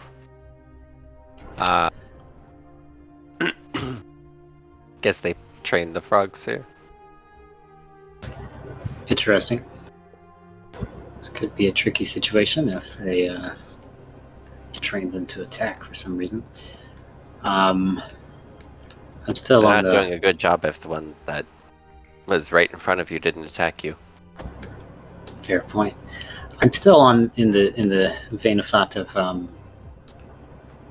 trying a little diplomacy first. So perhaps it's time to announce ourselves. Well, is there any other path, or is this the only path down? Oh wait, there are the 2, right? There's the guano path and the other. No, you are on one of the 2 paths. You are on a straight path. And then there's that, and you can all smell that horrible guano cave. Okay. Mm-hmm. And so this is the one that's just right in front of us that we have to go down, is where these voices are coming from? Yeah. Okay. For a second I thought the branching paths were one had the voices and the other one went somewhere else. Okay. Nope. One is the voices and one is guano. I would try to be very careful while doing it, but I'd rather not fight if we don't have to. Me neither. There's no good outcome from that. We might kill a few, but if there's more in there, then there's no covering the sounds of battle too easily. However, we could try this as just a solo approach, and so as not to seem too threatening, and see how that goes. Just say hello, I guess? Yeah, let me try to handle this. We'll wait back here. Why don't I give a signal? If I need some backup. And I'll... If we hear weapons drawn or it goes poorly, we'll come in. Perfect. I think you'll know. Okay, and I'm going to... Did I, in my perception check, gauge about how far away this group of 3 might be? Your perception check with a 17? Yeah. They're not actually that far away from you. They're only about, the closest one is about 40 feet away, and you can kind of see them around, a corner. They just haven't noticed you yet, because they are so involved in what they're doing. Excellent. Why don't I, if possible, I'd like to just sneak up till I'm maybe within, I don't know, 30, 35 feet, and just get a good look at them first. See if there's any more around. It's more than 3. Well, you are 35 feet away, and you can see one of them. Right, is there some around the corner? Is that what you're saying? Well, yeah, so you're looking down, and you can just see, from where you are, you can see that there's a couple of them with your dark vision. All right, well, it's sneak just a few more feet to see if there's some hiding behind a corner or something. And all right, make a stealth check. Not trying to go far, just inching up. Great. Yeah, you get, about 20 feet closer. Kind of staying close to the wall. And you can see you're about 15 feet away from one of them now. It seems to be a dwarf. And he's talking with 2 elves. One of the elves has their back to the dwarf and you, and is feeding a frog something. And the dwarf is kind of just throwing food at this other frog that's next to him while complaining to the elf, who the elf is reaching into a bucket, so they're kind of bent over and not looking at your direction. You can see from here that the dwarf has just thrown a bat, and the frog has jumped up and glomped onto it and is munching it. A bat. You can also see that there is a slow dripping of water into a pool in the southwest corner of this cavern. And you see that a large wooden bucket that seems to be where these people are getting their bats from. Excellent. And you can see this dwarf and 2 elves, and they've got layers of winter clothing, and they're throwing these dead bats into the air, and the 2 frogs, or these blue-skinned frogs, are leaping up to snatch them, and some sort of training going on. Just out of curiosity, is the box in a location where it would be pretty tricky to sneak up to the box without being seen? Yeah, it's next to the pond, which is on the far side of these individuals from you. Across. Got it. Yeah, they're in between you and it. I suppose it's time to see if my rolls have improved a little bit, and I will engage in conversation. Okay. We'll announce, hello? Is anyone there? Immediately, the 3 figures turn and have crossbows drawn. Who goes there? Whoa. Sorry to sneak up. I Didn't know this cave was inhabited by anything other than frogs. I'm Ross, and I actually... Oh, sorry, let me back up and say, didn't expect to see this many people other than frogs. But I heard there may be a Tolgi present in this cave. Is that true? Sorry, not Tolgi. Tolgi's sister, whose name I just blinked on actually right now.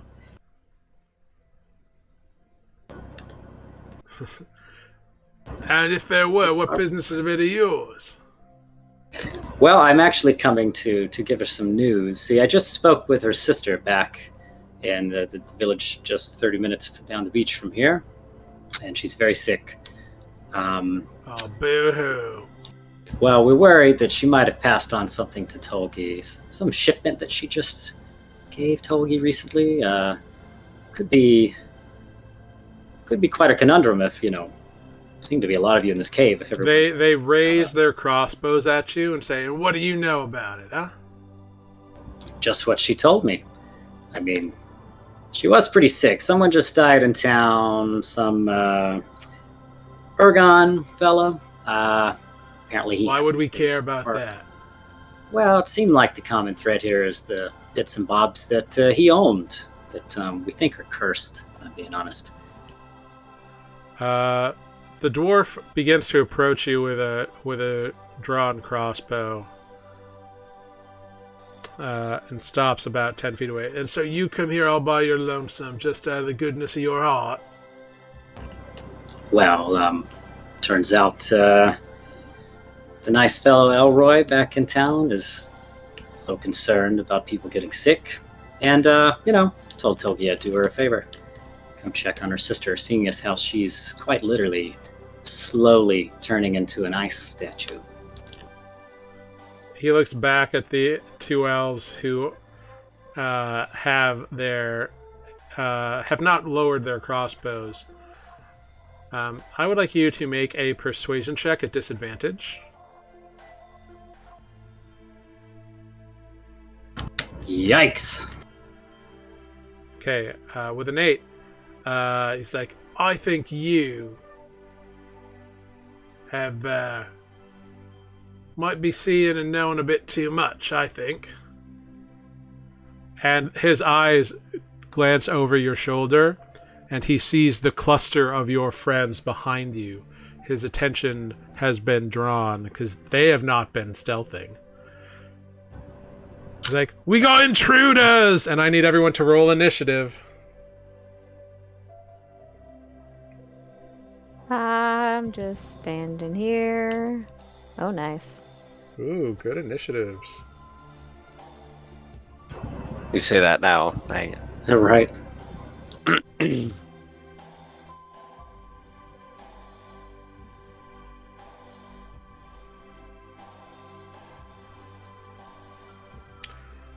And who would like to run our lovely Phineas? I could do it. Someone, as I say, someone Alright, cool. comfortable with an artificer? Cool. No. Yeah, Yeah. you can do it. You I'm can. gonna be surprised. You can just, if you go into the link, you can look at his character sheet. You got it. Cool. Oh, they've changed all the things. Here it is. All right. Descending. And go ahead, click his token, and also roll his initiative for me, if you'd be so kind, Tanner. Hold on. Refreshing. I can't click his token. Oh, let me fix that for you. Do.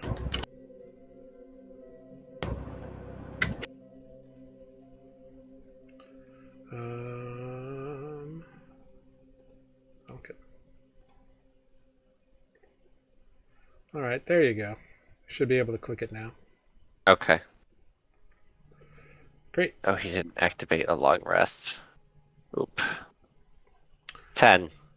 All right. Cool.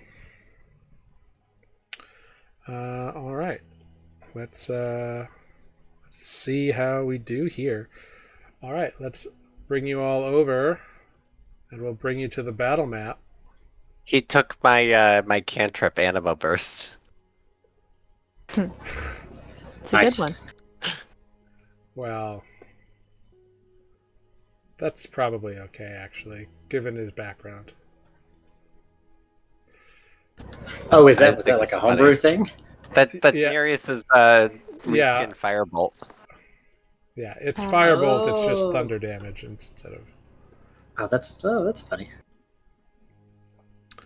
All right. Well, as we begin battle here, Bloodwind with a 21. You're up first. I will shrug. I will rage. Yeah. Go in for And the then rage. I will go in. And who looks the most aggressive? And how many feet should I just travel? Oh, I can only go 30 feet anyway. Mm-hmm. Well, I will go all the way. Go all the way. Yeah, I guess. Sure, go for it. Yeah, whatever. I go right there. And Yeah, you charge right in next to this frog and dwarf. I will turn to the dwarf and say, "Hello. We came here to do the right thing." And I will hold my action if he attacks me. Oh, I have to attack or take damage on the turn. Or in the cycle. Okay, so if he attacks you, you will swing at him. Yeah. I'm deciding if that makes sense. Yes. My rage will not drop unless no one attacks me. Yep. Great. Well, you have to attack if or I- be attacked. It's either one, but it has to be melee. Yeah, in that rotation. So, if anyone attacks me, I will hit the dwarf. Okay. Anyone or anything. Anything attacks you, you'll hit the dwarf. Okay. Yeah. Alexaros. I punch Bloodwood. Just kidding. How funny would that be? She ran right by you. He was too quick for you. I have a feeling. Ooh, that look, something the map. me. Mm-hmm. Very interesting. So it's your turn. What are you going to do? Oh, it's mine. Okay, thank you. Well, seeing as how Phineas is on deckish.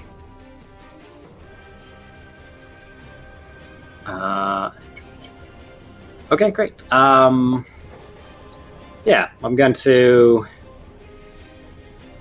follow Bloodwind's lead and the fact that she didn't leave with attack and give them a chance. So I'm going to move in within striking range, however, to this dwarf and say, yeah, obviously I brought some backup, but come on, do you really want to force our hand here, or can we just go talk to your boss? And I'm gonna ready my weapon. If anything attacks Bloodwind, I'm gonna hit this dwarf. Okay. The dwarf looks at the two of you, moves back against the wall, says to the frog, "Sick him!" and drops his crossbow, pulling out a scimitar, slashing at Alexaros with a 14 to hit. Meets it, beats. Oh no, actually, literally beats it. For 5 slashing damage. Great. Love how squishy we are. Next up is the giant ice frog. The one that is right next to the dwarf looks at Bloodwen and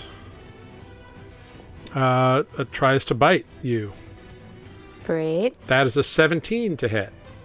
That hits. For 5 damage, 5 piercing damage, so So reduced that to gets 2. halved. Great. And you are grappled by this frog. And restrained as well. Oh, I can't even move. Nope. I cannot make my attack. You can. It's just a disadvantage, I believe. Oh. But when I'm restrained? Restrained. Yeah, you can make attack rolls. They just have disadvantage. Okay. Well, then I will follow through with my attack on the dwarf. Yeah. Yeah. This is your held action. So go ahead and make an attack at disadvantage on the dwarf. Great. 8. An 8. You get bit by this thing and you swing wide, and your axe kind of goes over his head. Ugh. The other frog, having heard the command,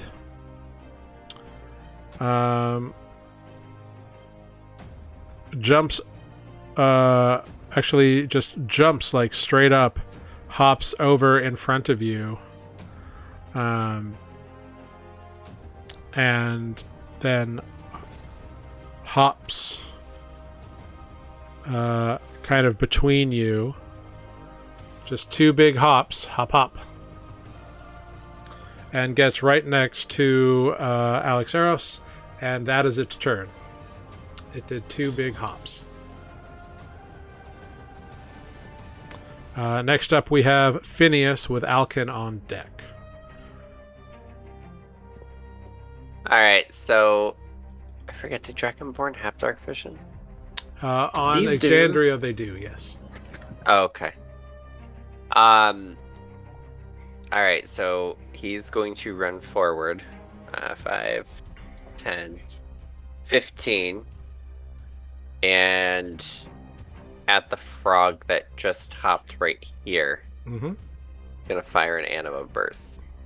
Yeah, do it. Did that go? No.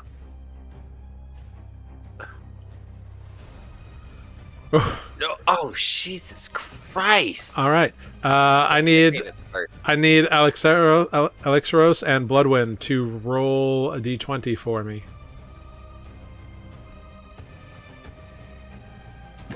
Woof. Alexaros, unfortunately, you get some damage as this anima burst, this little gust of wind, swirls and bursts against the ice wall, and you get ponked for 2 bludgeoning damage as bits of ice fall off and kind of rain down upon you.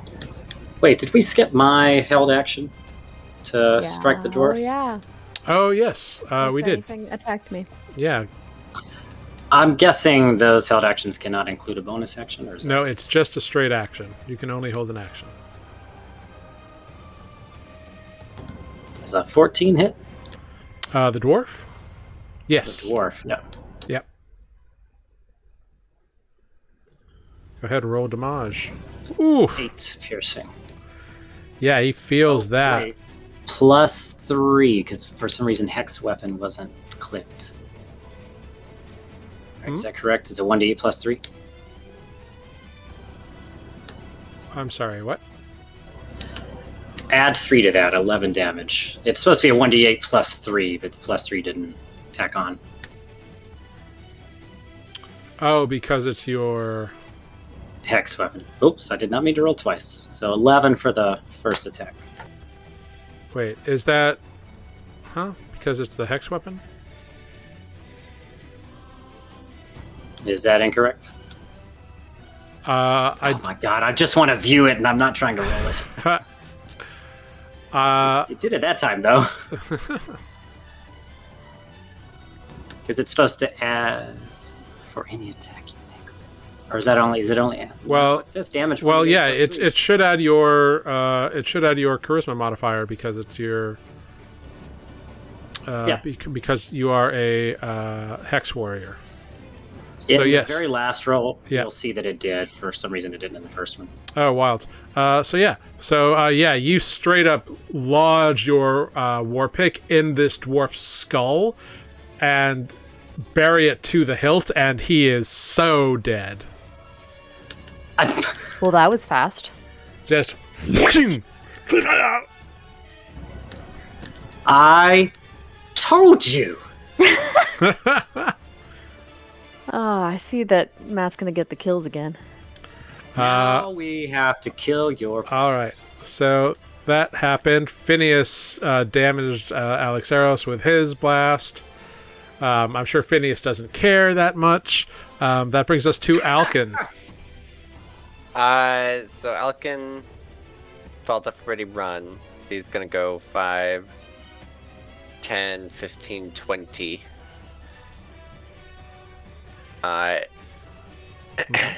Yeah, as you get in, you see one of these giant frogs. Yeah, I'm gonna swing the glaive down on that. Yeah, go for it. Not with an 11. An 11 will hit. Oh shit. It's a giant frog. It's not hard to hit. It just hits, but it hits. 6 glaive damage.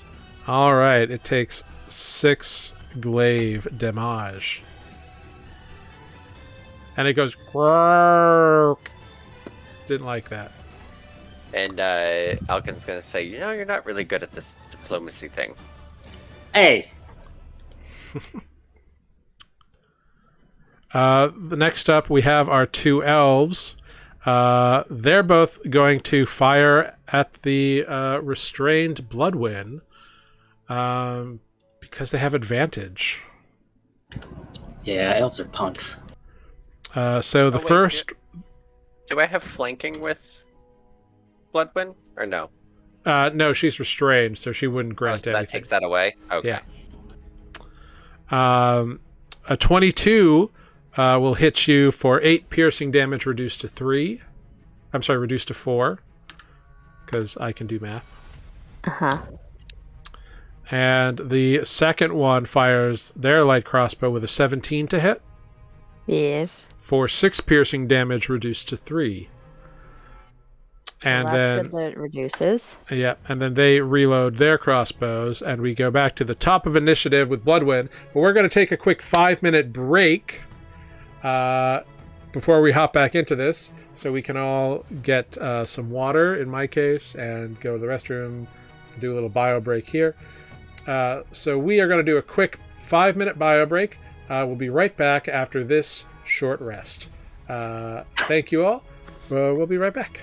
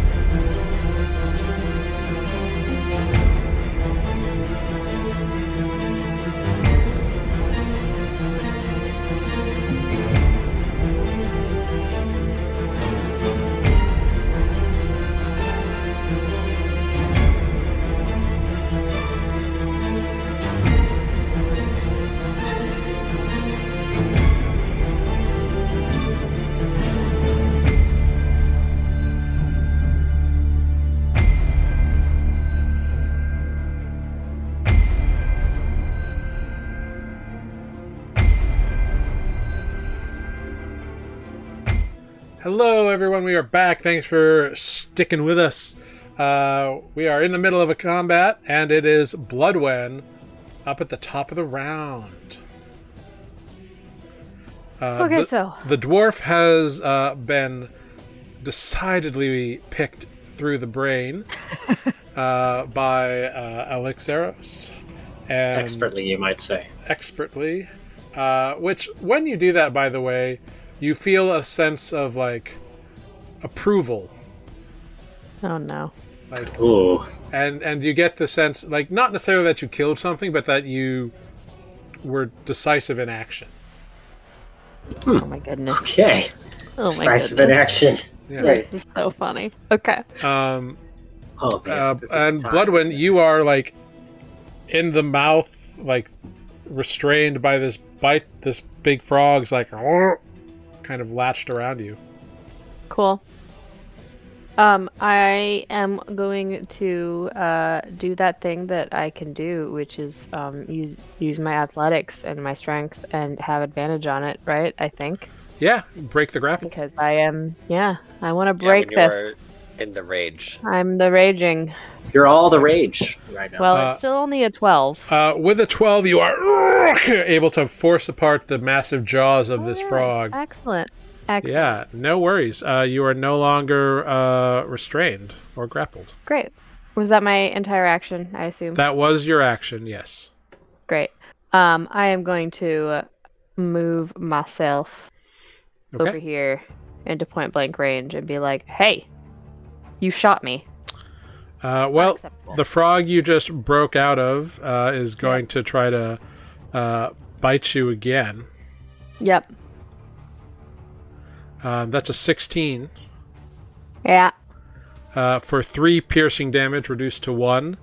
And you get grappled and restrained right back in. So you break out, and then you are Cool. rejoined. Cool. I really don't like frogs. Fair. Nor I. But that brings us to Alexeros. Phineas is on deck-ish. First of all, free action as the head slides off my war pick. I'm going to say, I told you they had attack frogs. And I'm going to walk up to this one that's been restraining. I'm going to... Sounds like a bad idea. I don't know if I can stand over the dead dwarf's body. And So you can move there. If you do so, there will be an attack of opportunity from the other frog. The one that is not restraining Bloodwind currently. Yes, this one. So it will attempt to bite you.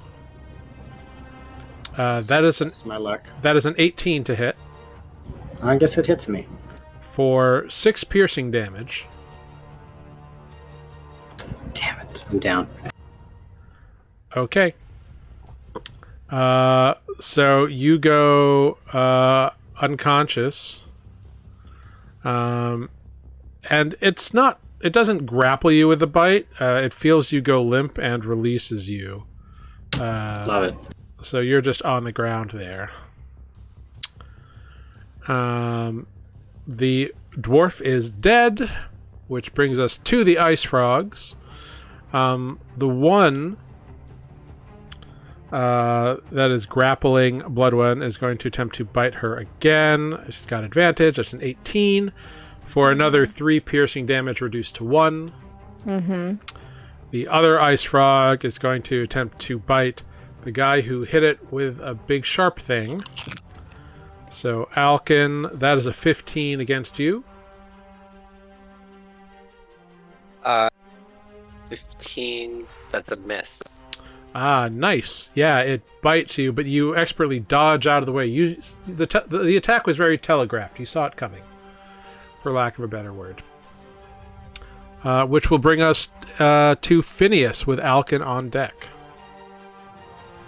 All right.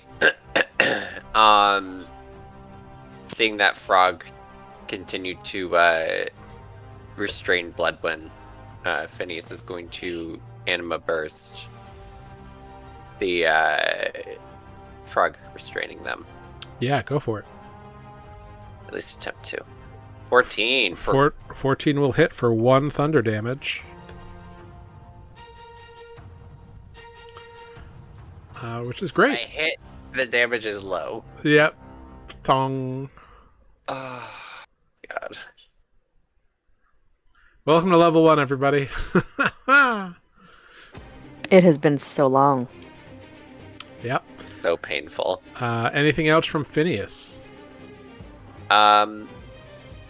He's just going to... God, too many tabs. There we go.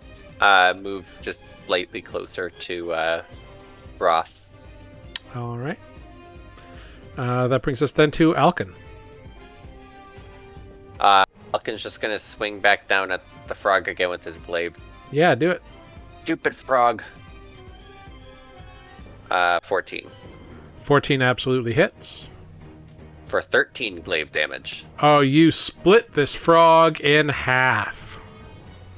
Fa-pwang. Alright. Yeah. Gonna step. Yeah, your glaive slices deep through the fleshy blue frog, much like a high school science class. Gross. Yeah. Anatomy 101's got nothing on Alkin. Alright. Yeah, that's 6. I have nothing else. All right. All right, next up. I forget how little you have at level 1. Yeah, There's not much to look through. it's true. Next up, we have some elves. This first one here, seeing a restrained Bloodwind, is going to scimitar attack them. Puts away their crossbow, pulls out a scimitar. Mm-hmm. That is a 22, actually. Very hit. For 2 slashing, reduced to 1. Well, that's nice. The other one sees Alkin coming in and saw you bisect that frog, so it fires its crossbow at you, but an 11 will miss. It does miss. Yeah. Actually, this one is out of your sight range, so it technically has advantage. Because you are blinded, can't see it. Right. Which would be a 21 to hit. Yeah, that does hit. For 9 piercing damage. Oh, Jesus. Okay. Yeah, lined up, and you didn't see it coming, and it just bam right in the shoulder. Ugh. That is rough. Next up, we have Bloodwind. You are still restrained. I am, it's true. F this. I'm going to do my disadvantaged attack on the scimitar elf. Okay, go for it. Did it roll? Ugh. What about now? There we go. Nat 20. Well, at disadvantage, so it's a 24. Oh, okay. But it is still 13 points of damage, which is still... Describe to me how, in the bite of this frog, you totally obliterate this previously uninjured elf. Well, I wiggle just so, and, one arm, my great axe up their crotch. All right. So, kind of done in a weird way, and it's just... femoral artery. A swing, and the blade slices deep into their thigh, severing their artery, and they just crumple to the ground and bleed out. They are very, very dead. Great. Which is fantastic. Good job. Ta-da! If I ever actually hit. Which brings us to Alexaros. Alexaros, I need you to make a death saving throw privately to me /GR in the chat. Yay! And as you do this, go ahead and describe what moment of your life flashes before Alexaros' life. The moment of my eyes flash before my life. Mm-hmm. I have lost Roll20. So I'll use that to think of something I was hoping I wouldn't have to think of for a while. I have images of a great big dragon and things falling, screams, and it all goes dark. Okay. And did you roll that d20 for me? I don't know. No, I didn't. What is the code again? /GR space d20. It's the DR I missed. There you go. Okay, good to know. All right. The dwarf is indeed dead. The frog is going to keep doing the frog thing and attack poor Bloodwind at advantage. That is an 18 to hit for 7 damage reduced to 3. Unconscious. All right. So your body goes limp and the frog drops you. You lose your rage. Which brings us to Phineas with Alkin on deck. Alright, Phineas is just gonna lean down towards Ross and cure wounds. Okay. Roll that heal damage.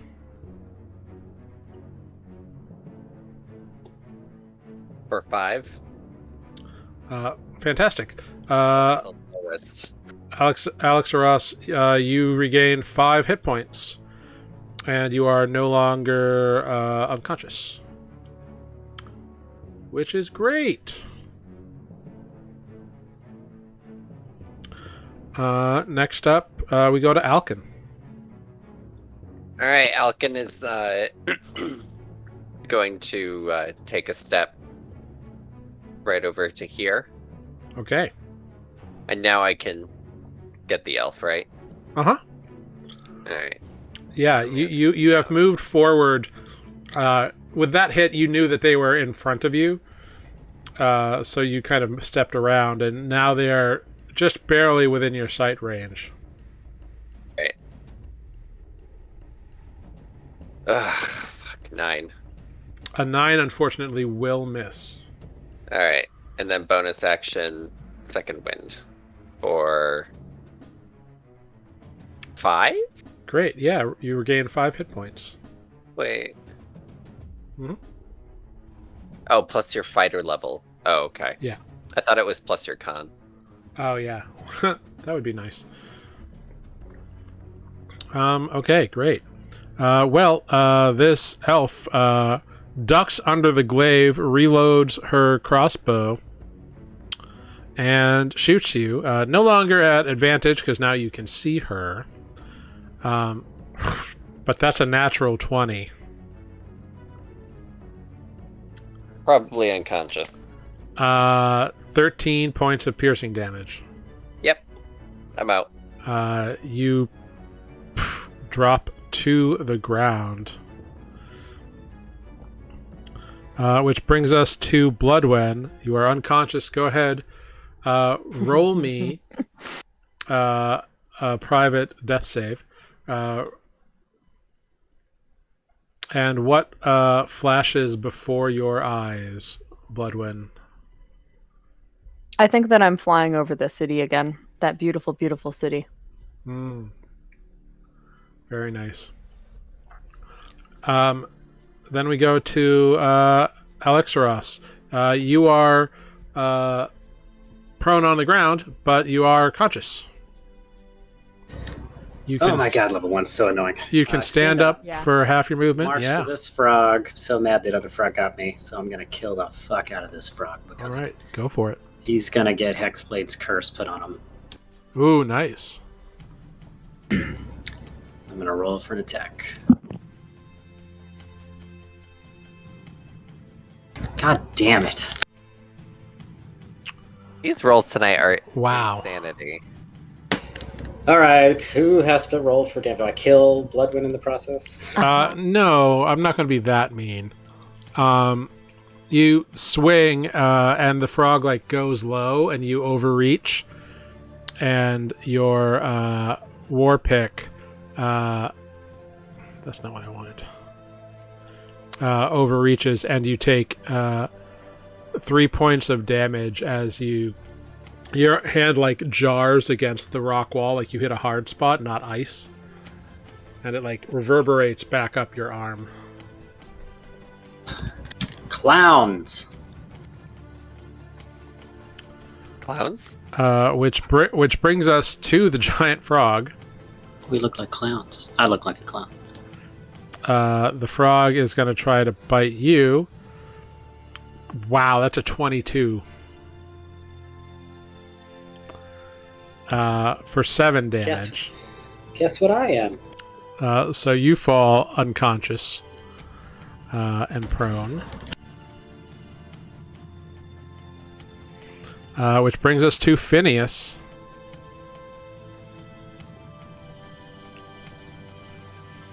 I don't even know, man. What a moment to be TPK. ghost driving someone else. I know.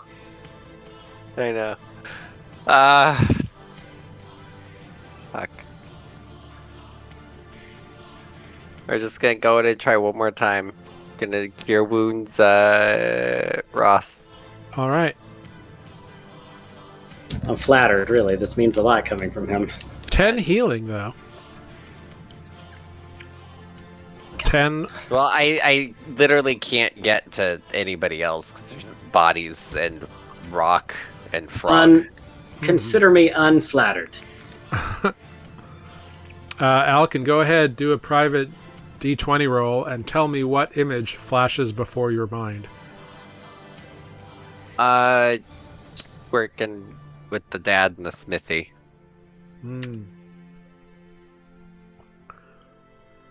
And as you get this image of working with your father, you are inspired by this memory and the love you have for your parents, and you stand up with 1 hit point on a natural fucking 20. All right. I wish that happened on an attack too. You have your full turn. Oh shit! I do. Yeah. Start of your turn. I'm going to, because I'm having a hard time with the elf, I'm just gonna like spin around or stand up and then spin around and cleave the frog. All right, go for it. Some glaive. Destroy. Nope. Oh, 11. That does hit. That will hit the frog, yeah. For 12 glaive damage. Oh, nice. Yeah, severely damaging this frog. It does not look like it's got much left in it. That's good, because neither do I. Yeah. The elf, very shocked by you getting up again, is going to move in and wield its scimitar at you. And that is a 10 to hit. That's a miss. Yeah, finally. Bouncing off your armor. Bloodwen, it is back to you. Great. Chaos around you. Roll me a private roll and tell me what you see as you are in unconsciousness. Well, I was flying over this city again, and then all of a sudden the whole sky just starts swirling, and the scene changes to Urthadern. Earthadern. Earthadern.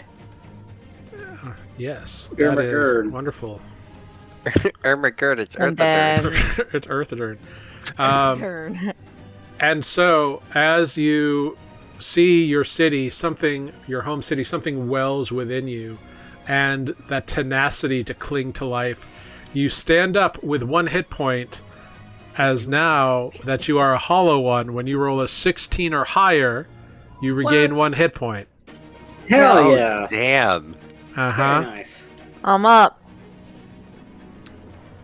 Yep. That's a good counter to you being a death magnet.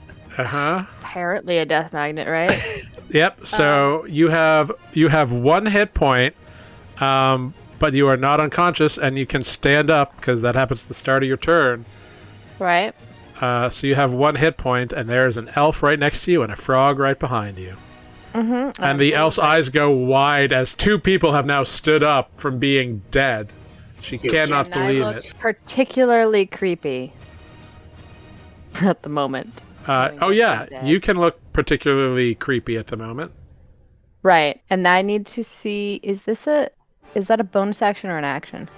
It is an action to use your unsettling presence. Okay, so I'm not going to actually use that. I just, my deadness is you're creepy as hell right now. Creepy as fuck. Yeah. I'm going to axe the shit out of this elf. Yeah. Apparently not. Like your skin goes a little bit grayer. But as you swing your axe, you get it embedded in this rock right here as they duck under it. So it cleaves into the ice. You're going to have to make a athletics check to try to bust it free on your next turn. Okay, well, that's what I did. Yeah. But you're all conscious now after having not been. Alex Ross, it is your turn. Okay. You as well can stand up again. Let's do this one more time. Froggy right next to you.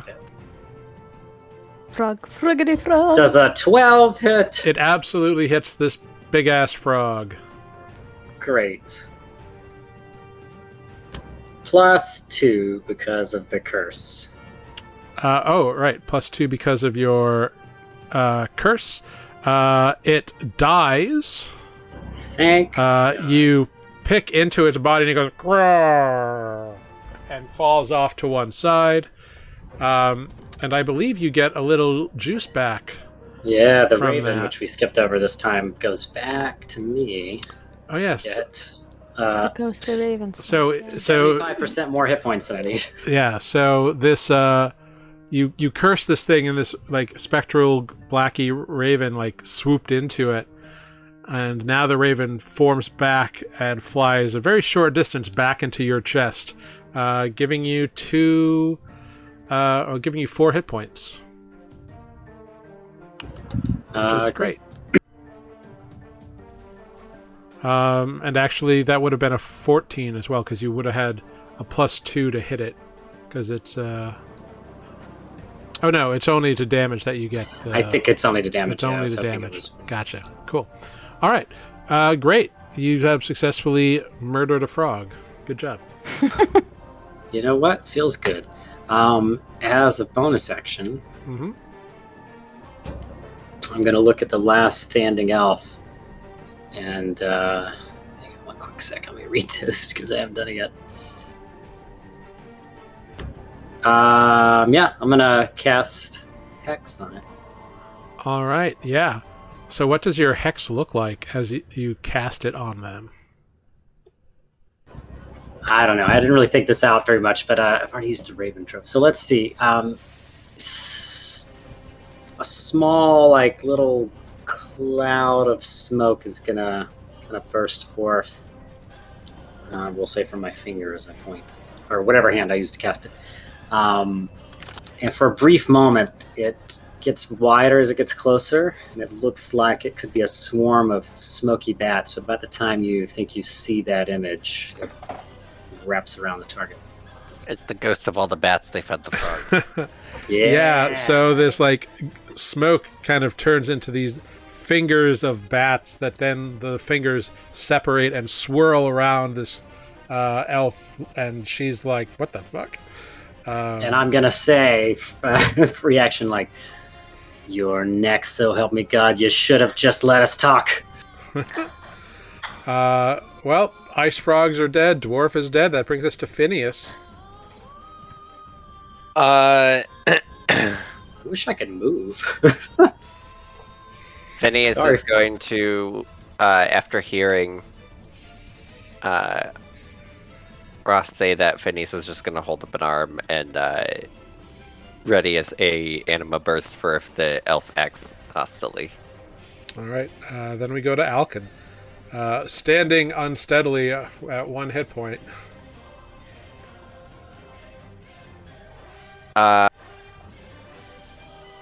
Alkin's going to attack non-lethally. All right, go for it. Oh, I forgot. Oh, I'm on the wrong character sheet. Jesus. I don't know if this matters. Sorry to interrupt. I forgot to choose an ability check for this elf to suck at now. Yeah. What do you want her to suck at? Strength. Okay, great. Con, maybe? Con. Well, it's ability checks, not saving throws. Oh, okay, great. Strength then. Yeah. Cool. All right. Glaive. Glaive away. 10. A 10 will not hit. She manages to dodge. That would have been It's nice going to damage, die. too. It is now her turn. She dodges and reaches out scimitar at the creepy tiefling who just rose up from the dead. I'm very creepy. Yeah, you look creepy. That is a 13 to hit Ugh, just barely. for 2 slashing damage. So down. back down you go. Were you not raging that time around? No, she was not. Well, if she has 2 damage, I half also it to have 1, and she has 1 1 hit point. Hit point. Oh. Yeah. I was trying. But that does trigger Phineas's held action Sure does. of the Anima Oh. Burst, because the elf did not stand down. Oh There we yeah, go. 16 for 6. 16 absolutely hits for 6. Wow, 6 thunder damage. Yeah, blast right into her, and she catches her eardrums as this loud like occurs right in her face.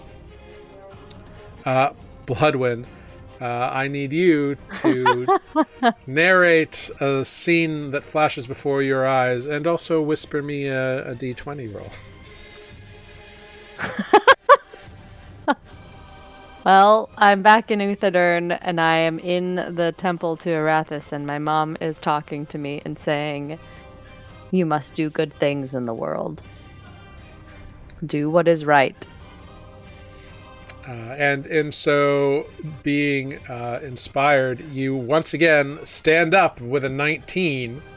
Yay! Why won't you go down? Yeah. It's just a problem I have. I get knocked down. And I still Wow, a hollow one barbarian is so good. Silly. All right. Yeah, perfect. you got your turn. Perfect hammer character. Great. Didn't that elf die? No, No, my it's God. mine. No, it's time for this elf. there to die. I are love smoky to bats attack. swirling around the elf. It got blasted in the face by this loud burst Alex of Roth thunder. is just saying, go Okay, for the does a crotch. Go for the 24 crotch. Yeah, with a 24, you bring your great axe down on this elf. How do you kill him? How Well, do this you one- kill her? I had to wait. Oh, honesty. Oh, but I died. Do I still have to pull my axe out? Or did it fall when I fell? No, you got it. It's fine. Okay, great. Object interaction well, to grab it at most, so. Okay, great. This time it's going to be actually from the top, just cleaving down through the collarbone, like classic great axe. Yeah. Like that. Click! Slicing through the leather, you hear it grate on the bone as it cleaves a good third of the way through this individual's torso. They are a slight individual, a third is plenty. And you pull it out, and it just oozes and drips blood, and the wound just kind of sprays blood and viscera all over you as they stagger back and fall down dead. You all have left a wake of carnage in front of you here. Good job. Ta-da! Who wants to sit down? This is new. This is very new. This is all new. Is my Indeed. blood? It is blood. Like, you look at your wounds and, like, you're bleeding from them, but the blood is flowing slowly. Their blood is blooding. Is it This is is it new. hollow? Right, I was thinking, hollow meaning no blood. How do you Yeah. feel? Because I know that sucked for me. I feel awake. Yeah, Good. as you contemplate that question, you feel awake, but each time you rose back up from death there, Yeah. you feel like something's missing, like just a little emptier each time. Ooh. Listen, there's not going to be anything left of Amber by the end of this campaign. I know. That might be unfair. I mean, Just I'm doing the barbarian's job, taking the hits. That's true. I Um, feel I'm really disappointed in myself for taking that one hit from that frog. I should just step in the middle. Hey, Okay. it's all good. I actually thought they'd hit me anyway with advantage, so. Yeah, we should take and we should. Let's wait a moment and see if anyone else shows up, and I think we should take a break. Yeah. That's fair. I think that's you kind of probably fair. calm down, listen. You hear the occasional croak from back where you came, and the occasional whiff of bat guano through a breeze. My favorite. But otherwise, it is quiet as all get out. The battle did not take overly long. So... In a strange twist of fate, I'm back to full health, but if anyone else wants to take a short rest, I'm happy to do so. I definitely need That's a short good idea. rest. Yeah. Okay, let's do it. That's what the mechanics of D&D are for. 3 encounters a day, short rest between. It's in the player's handbook, I'm pretty sure. You've had one encounter. And this is our first short rest. Mhm. We're on par for the course. Yep. That Yeah. short rest barely helped anything. Yeah, so you can take your little respite here. You notice that this bucket that they've been like pulling the bats out of still has some bats in there. Maybe like Yeah, 6. we should take those bats. Those are going to come in handy, I think. The frogs like them. If you want to carry the bats, I'll carry the you can bats. carry the bats. I've got them. They're in my I want hands. to carry bats. Bats. Oh, are you now? Is Bloodwood now a Southern Belle?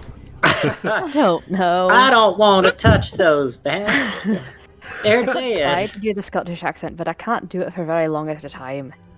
And it's All probably right, going just to be choose, like- completely unintelligible. How do I like- like? Well, then it's much more like a Right, Scottish well. accent if you can't fucking understand it. See, exactly. Well, depends on what part. Fair Last- enough. Listen, not all of us But I have spent can't- I 5 just years can't at the keep Edinburgh up. Fringe, okay? I was not that long. But you're right, though. There's some parts that are like, ooh. It makes I've me met talk too people fast. That I'm That's like, what it comes down I'm to. sorry, what? Yeah, me too. Like, probably they say the but- same about me, though. But all that being said, I do love the sound of it. Like, it's so hot. You just gotta like pick like really badass battle things to say in a Scottish accent, right? Like, Or just really kind of like, well, I'm gonna anyway. kick. Moving forward, you Okay. take a short rest. I think we're going to meet a Scottish shopkeep soon who's going to have some opinions on Elixros. Well, you should stay away from that. What? So far, everyone we've talked to has made many subtle comments. I'm. Some less. He subtle. chose to be a high charisma character. They draw attention. What do you want? What I want a Scottish shopkeep. You just had one. What? When? What? Well, I guess he That was wasn't Scottish. He was like, He was just definitely. He was one Not of your like 3 NPC voices. I don't remember which. hey, fuck Yeah. you. Oh, I'm just kidding. I'm just kidding. whoa! The cave collapses. Everybody dies. Good job. I'm just teasing. I'm just teasing. Oh my goodness. I try really yeah. hard to make a I know, variety. I'm joking. I'm sorry. I promise. I promise. Fuck you, I don't remember man. what his Fuck you. accent was. No, it wasn't one I of your. applaud you even attempting. No, likewise. You did have a Like I said, Scottish I can't character, take but it it over. was her father, I think. Well, you have successfully completed a short rest. You were not disturbed over the next 20, 30 minutes, which is convenient. That is convenient. Is that all it takes for a short rest? 30 minutes, yeah. Oh, good. Oh, I thought it was an hour. I thought it was an hour. I mean, it's 30 minutes. It is an hour. It is an hour. That's right. No. The world but might.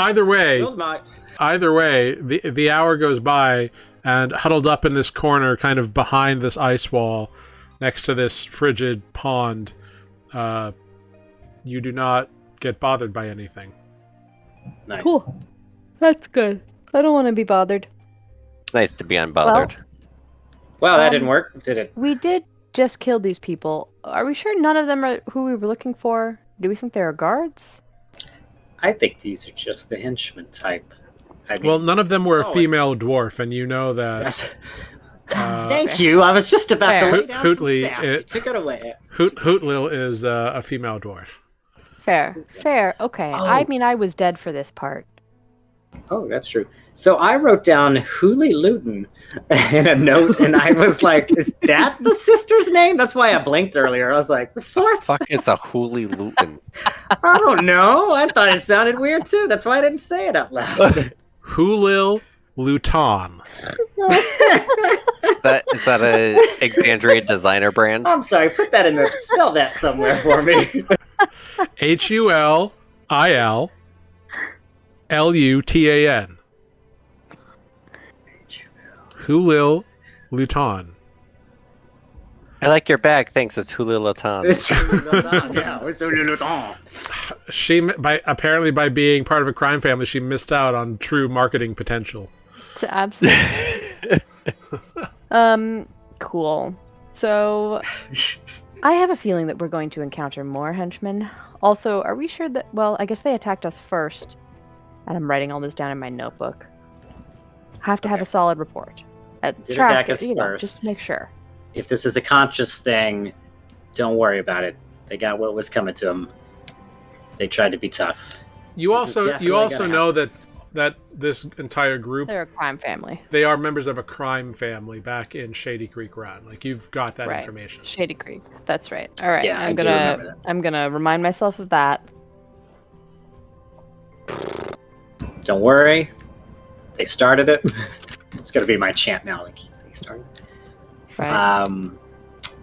If we can get an edge up on some diplomacy for the next round, I wouldn't mind avoiding a fight. But if it comes to it, let's just do that again if we have to. But better. Yes, let's. So, I took some bats. Pardon me. I don't know. Question about the how's that dwarf's head looking? It's still attached. It's still attached. It's just got a big old hole like right here, and it's oozing blood and brains and. All right. I wanted to make a statement, but as I don't have a cleaving weapon, I'll let it go. What do you need to cleave? I was going to take his head off and use that as sort of an intimidation factor in the next round of negotiations. That would be particularly intimidating, but it also might not be moral. I'm leaning a little less into that concern the further I go into. You're on the wrong character for Death Cleric. Further I get into the cave, I'm a little less worried about that. But we're gonna let it go. I'm just a little mad, so. I mean, we could take like one of their broken weapons or something, and just like we've defeated your enemies. My axe is really bloody.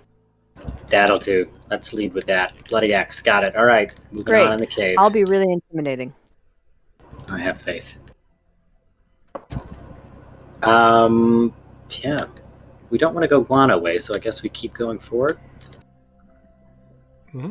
Yeah. We've come to a crossroads, it seems. Go slow.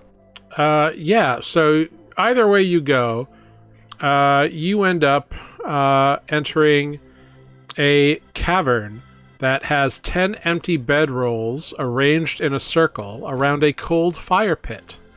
There are chicken bones, empty wine bottles, empty bourbon bottles, vodka, and other like bits of food waste kind of littering the floor around here. Well, I don't know if 10 is a perfect indication of how many we can hope to encounter, but there are 3 less back there, so... And you know that you fought 5 in the shop. Oh, right. Right. Yeah, so, I wonder if someone's already died and that's why they were back in the shop. I mean, deduction might imply that why else would they return to the scene of the crime? or they're getting desperate and about to die. So Exactly. maybe if there is only 2 left, our diplomacy might work. Well, I don't really feel good about killing the individual you captured told you that was what was going on. Told you that Hulil had sent them there looking dead. for a. I'm reminding Alexaros. That's true. Okay, right. I know.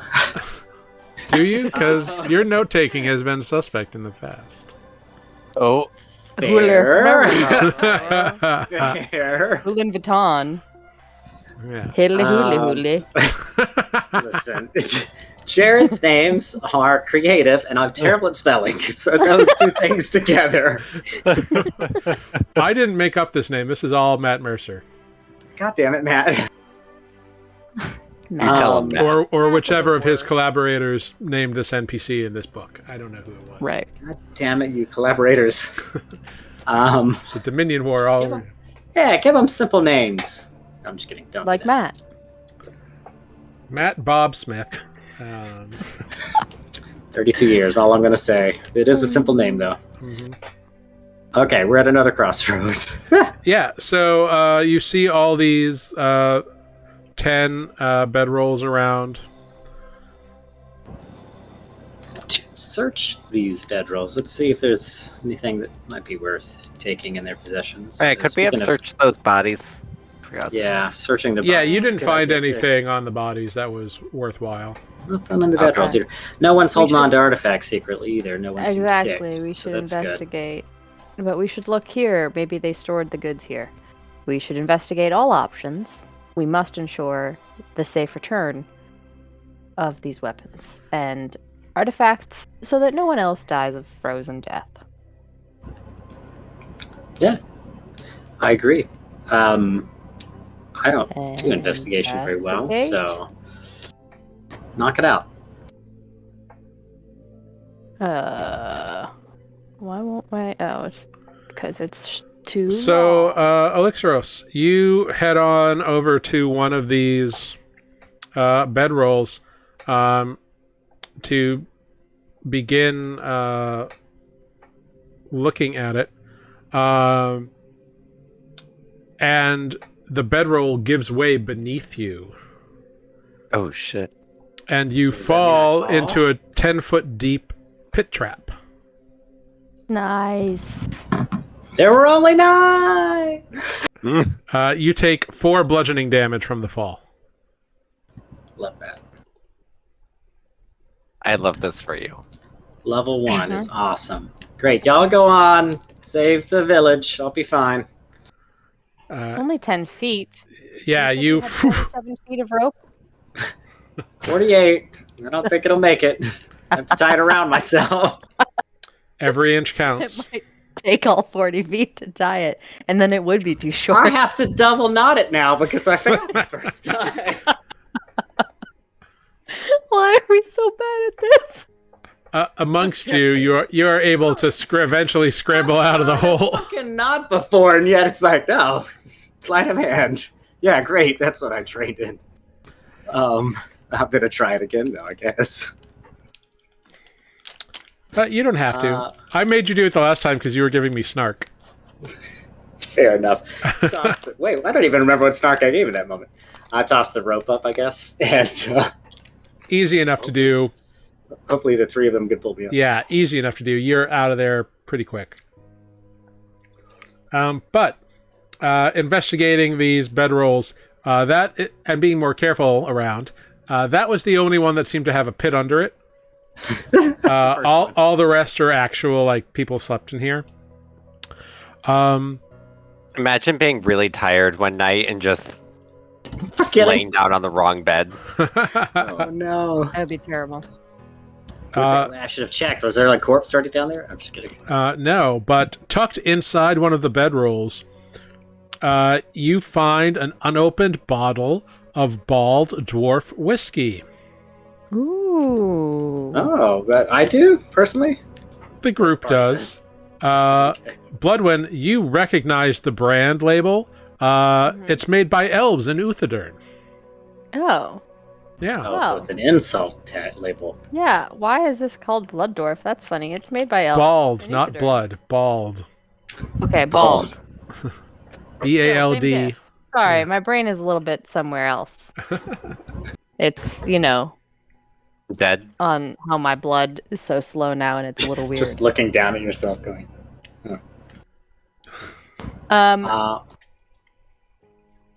That stuff's good. Delicious. I mean, sort of.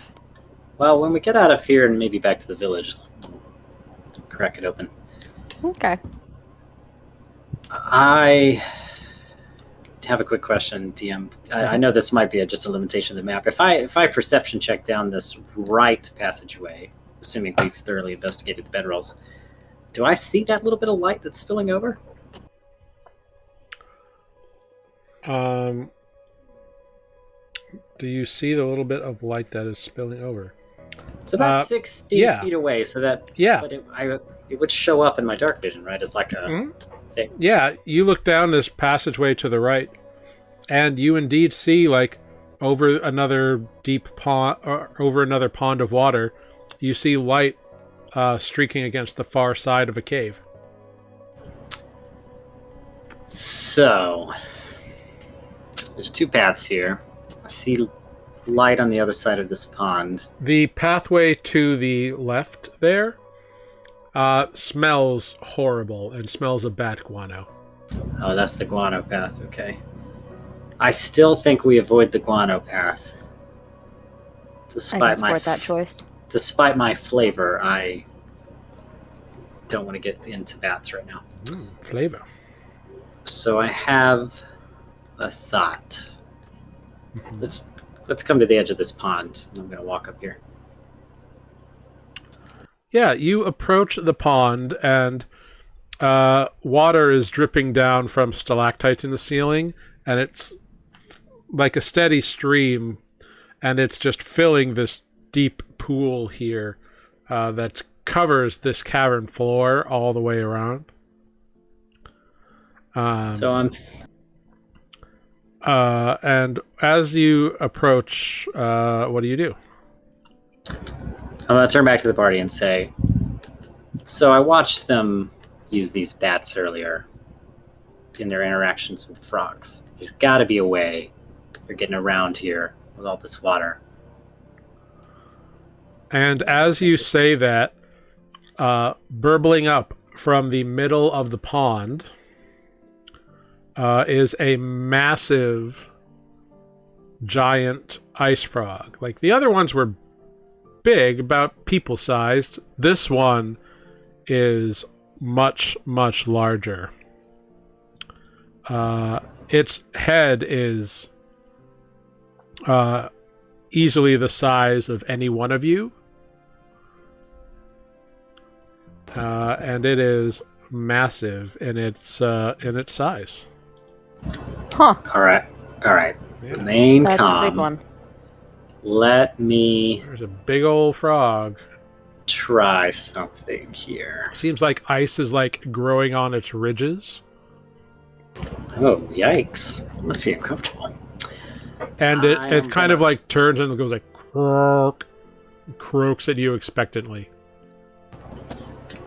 See, frog speaks pretty close to Draconic, turns out. I'm pretty sure he wants to eat bats. So I'm going to put 4 bats on the ground in front of at my feet. Because there's 4 of us? I don't know. Just taking a guess here. Okay. Make an animal handling check at advantage because you are using the bats. Oh, Lord. Oh, no. Oh, thank God. With a 17, it swims on over, looks at the group of you, looks at the 4 bats, eats one, and turns around, showing its back to you expectantly. I'm gonna get on this chilly back of its.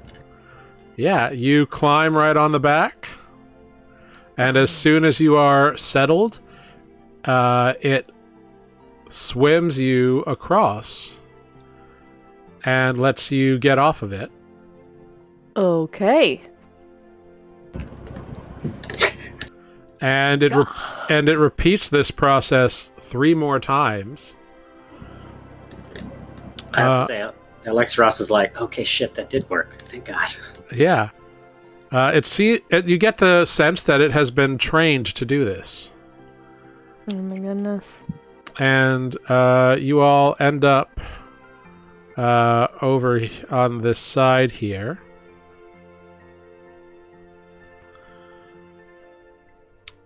And you get this warm rush of heat from a massive fire burning in the center of this new cavern. And you can see the smoke is venting up through a narrow stone chimney. And the flames are illuminating a very rough kind of painting of a 5-headed dragon that is dominating this northern wall here. And you see a much nicer bedroll spread out beneath the mural. And near the crackling blaze, you see a dwarf bundled in a heavy cloak, sitting on a stone chest next to an elf whose face is covered in dragon tattoos. And you see the dwarf's face. The only skin she's got exposed is streaked with pulsing blue veins. Ah, I see that you have been touching things. Yes. You can see that they are both just sit there, their eyes are closed, and they are in some form of meditation, it seems.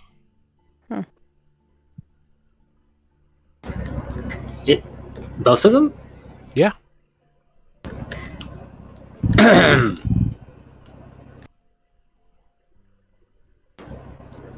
Huli, I presume?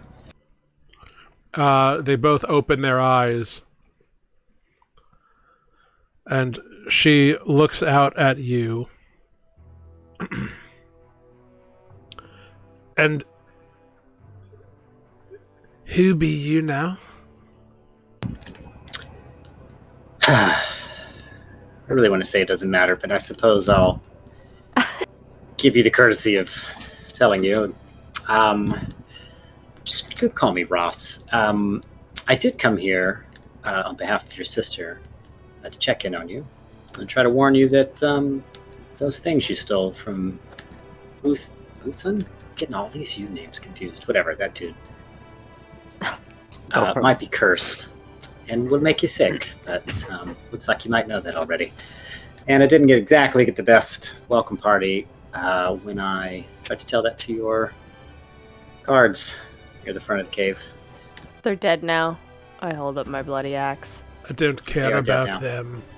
They did their job, but I don't care. They're all useless. 5 of them never even came back after I sent them out to find a cure for me. Well, 4 of them are dead also, but I would like to add that in both cases they started it. Anyway, speaking of cure... Make an intimidation check. Can I help? Yeah, you can have advantage. You just stick that bloody axe. I'm holding a bloody axe. I'm weird and creepy looking, and I am proficient. That's... Okay. Right. So, with a 17...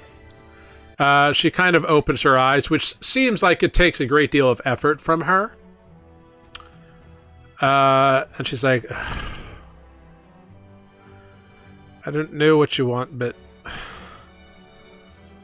think what I have here is a disease called frigid woe. I've been prey to the scale tyrant, and she has gifted me with knowledge about this. Write this down.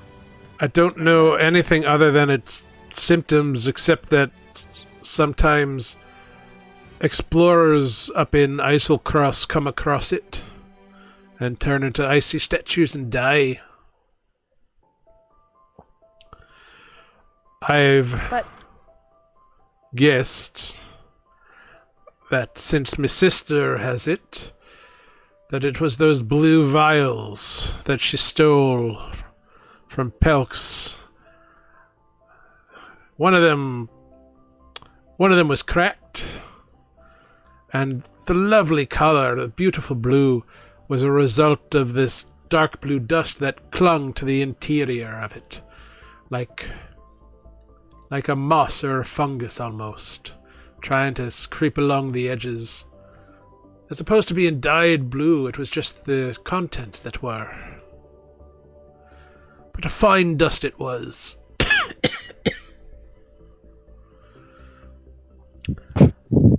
I need to get to Shady Creek Run, and I was hoping to trade the goods I got for a cure. Are you sure Shady Creek would have a cure for something that's everybody finds in Eiselcross? This village is useless. Their priest couldn't cure Ergon Wenth, could they? He is dead in the ground. Yeah, and Tolgi's about to be, and the shopkeep is too. How would it spread? You're still touching the vials? If you've touched the vial and the dust has got on you, I assume you must be gotten it. That's what happened to. I assume that's what happened to Ergon. I know not what happened to the damn Pent, or whatever his name was. I don't remember either. I take terrible notes. Oh shit. And as for my sister, if I can get to Shady Creek Run, then I can get a cure, I'm sure of it. I have powerful friends there. How do you plan on getting to Shady Creek Run in this condition? Well, I've got a bit of a supply, and I have sold off something to some merchant, some human who's staying at the Jolly Dwarf.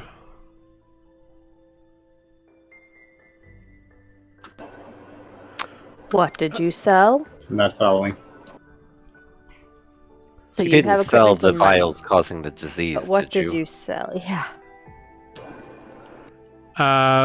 Make an insight check, Bloodwin.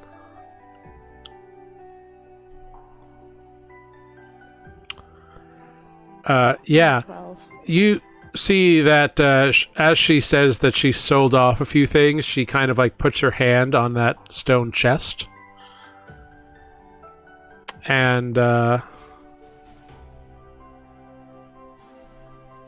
she pretty much is like, it's obvious to you that she sold the problematic item. She sold the cracked vial to get rid of it.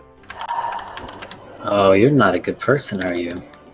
That was completely the wrong thing to do, and I have to say that if I I'm had the sorry, power, I value would. my life more than anybody else's, just like everybody else in the world does. Yes, but don't you realize that if you're having everybody get sick around you, then you are going to be the problem. What do I care for some human and his family? You know, The scaled tyrant does not teach mercy. Who's the person next to her? They It's an elf. still alive? Yeah, alive, does not have blue streaks on the vein, or blue veins on his face. Covered in, like, tattoos of dragons and stuff, though. Any of you at this point can make a religion check, as you've been having this conversation. Yeah, she's mentioned the scaled something. Nat 20. Oh, God. Yeah, Bloodwind, you've heard the scaled tyrant talked about before. You see the 5-headed dragon painted on the wall. It is obvious she is a worshipper of Tiamat, if nothing else. Ugh. Who you know to be a viciously evil draconic entity. Great. And what is Erathas's relationship to the Skilled Tyrant? They don't have a direct relationship, but she's not a fan. She would probably oppose her on principle because Right. she's cruel, but she's got rules. So Arathis would respect that aspect.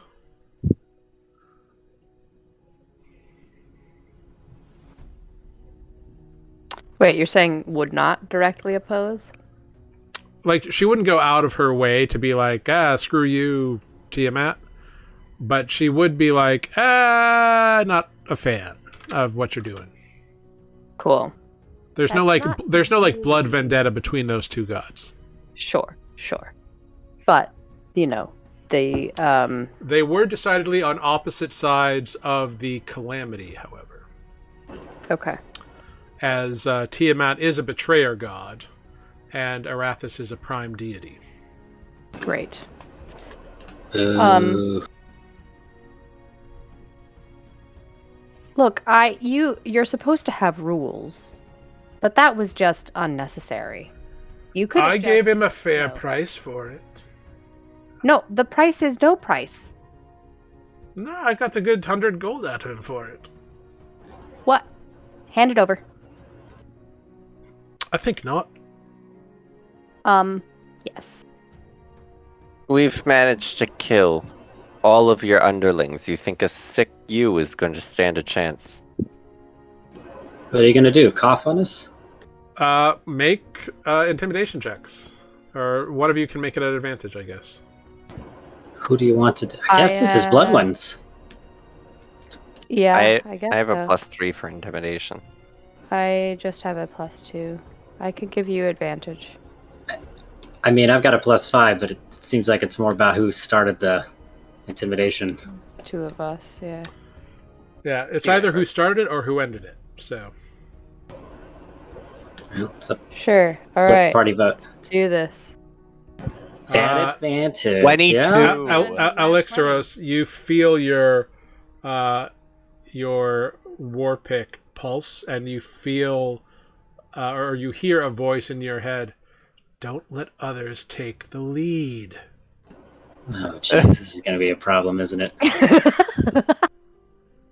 Prove I- that you I are like worthy murdered of this out loud. power. But with a natural 20 for a 22 intimidation check from Give us the Bloodwood, gold woman, I blurt out. Hulu is And like, fuck everything up. all right, I'll give you what was taken from the shop, okay? You can have it. And you will give us the gold for selling the merchant an item of death. Fine, but in return, if you be finding a cure for this, because by taking this stuff you're making it so I can't get home. But I'll give it to you if you promise me a bit of cure once you find it. Because I know promise. your type. You're going to find a cure in case these poor merchant and his family have succumbed to the process as well. And for the good of all. Sure.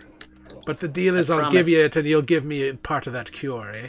Oh, Yeah. of course. I promise you'll get the cure you deserve. Oh. I just say, yes, of course. She does a quick read on you. She's going to do an insight check on you. There. Which one is me Which there? you. And she's sick. Doesn't cross that you are threatening her life very blatantly. All I want to do is roll deception for something. I've never had that as a skill before. But she You says, have to be a lying son of a bitch. fine. Then a deal is struck and a deal is honored. And she gets up off and she nods to the elf, who opens the chest with a key and kind of stands away from it when he opens it. Like, he stands off to the side. They both do. And you can see that the outer lid, once it's up, it's carved with the face of a dragon on it. Like, it's beautiful. Like, the motif is obvious in this chamber here. but you are given a jade statuette of a storm giant. You are given a quiver containing 6 arrows, a silver ring set with jasper, and a small pouch with 100 gold in it, and has a receipt sticking out of it. The receipt says that a blue glass vial was sold to Irvin Liel for 100 gold pieces. Okay. And also a gilded scroll case is handed over to you as well. Which if you check your notes, those were the items that were stolen from, or the treasures that were found by Ergon Wenth that matched the receipt you got from his place. Sweet. Minus the 2 vials. One vial is obviously sold. The other vial is not returned to you. What are you planning on doing with the other vial of death? I've already done it. It's good to keep your things secure, if you know what I mean. And she looks at the chest. You can make an insight check. Oh, yeah. I figured it out. Okay. Great. Well, this cure is ever more important now. Let's get out of here. What? Yeah, Alkin, you couldn't sick. see her look at the chest, so because she's more than 10 feet away from you. I didn't know if I heard anything in her voice, but yeah, she seems like it's obvious she's implying something, but you can't tell what. Like, it seems like she's doing that with everything she says. right. Apparently of a duplicitous nature. She just tricked us. Yeah, she contaminated us too. Yeah, so, She's definitely not getting that cure now. she's Wait, not what? gonna She contaminated us? The other vial, That's the chest, it's a trap. We opened it. We're No, they opened the chest. They opened the chest. We But haven't touched the chest. they stood away from it, and we went in and grabbed stuff, didn't we? No, they stood off to the sides of the chest and opened it from the side. They didn't open it from in front. No. And then the elf went in and grabbed all this stuff. They didn't let you go to the chest. Gotcha. So it's in the chest still. You don't know. Or it could have been dumped on the items that we just touched. Looking at them, none of them have blue dust on them. Okay. You know what? Let's... You can get contaminated with less. say, let's not push our luck. Well, back to the town then. Figure out the next step. Yeah. All right, and you just remember our deal then, you honorable, good-hearted folk that you are. Sure. Should only take a couple of weeks.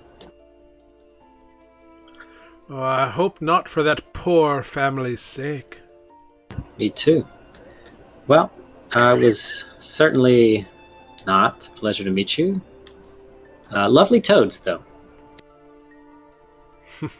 Lovely toad. I think there's only one left. There's a few at the beginning. But yeah, no, that's the best one there. Good boy, he is. She? I don't know. They. Let's get out of here. Yeah, and with that, they've got bats on this side as well that are kind of like I was about to say, I'm down to 2 bats, so we're going to see if we can crawl double on the backs here. No, it's trained.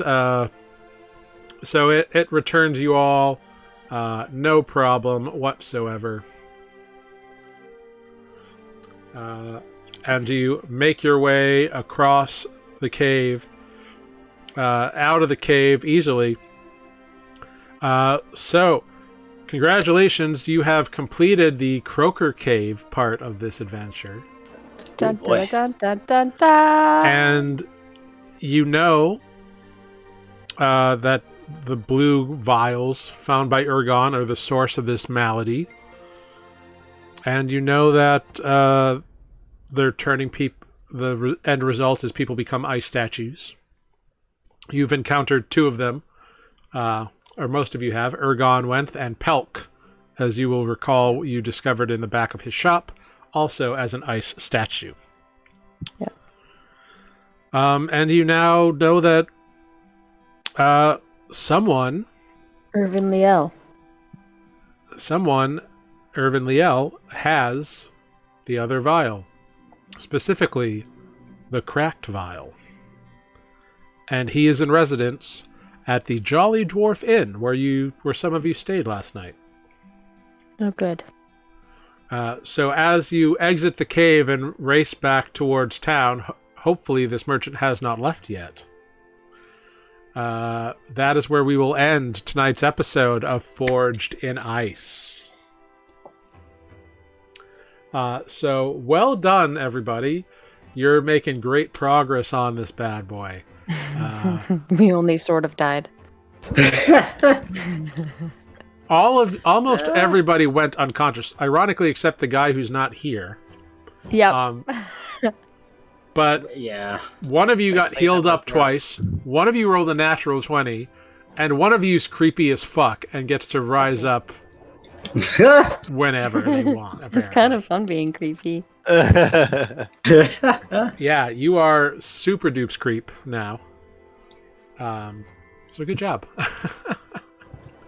I love it. Oh man, I'm a But little yeah. jealous actually. Ashen, your purple skin is much more ashy now. You got these dark... Has it gotten worse every time?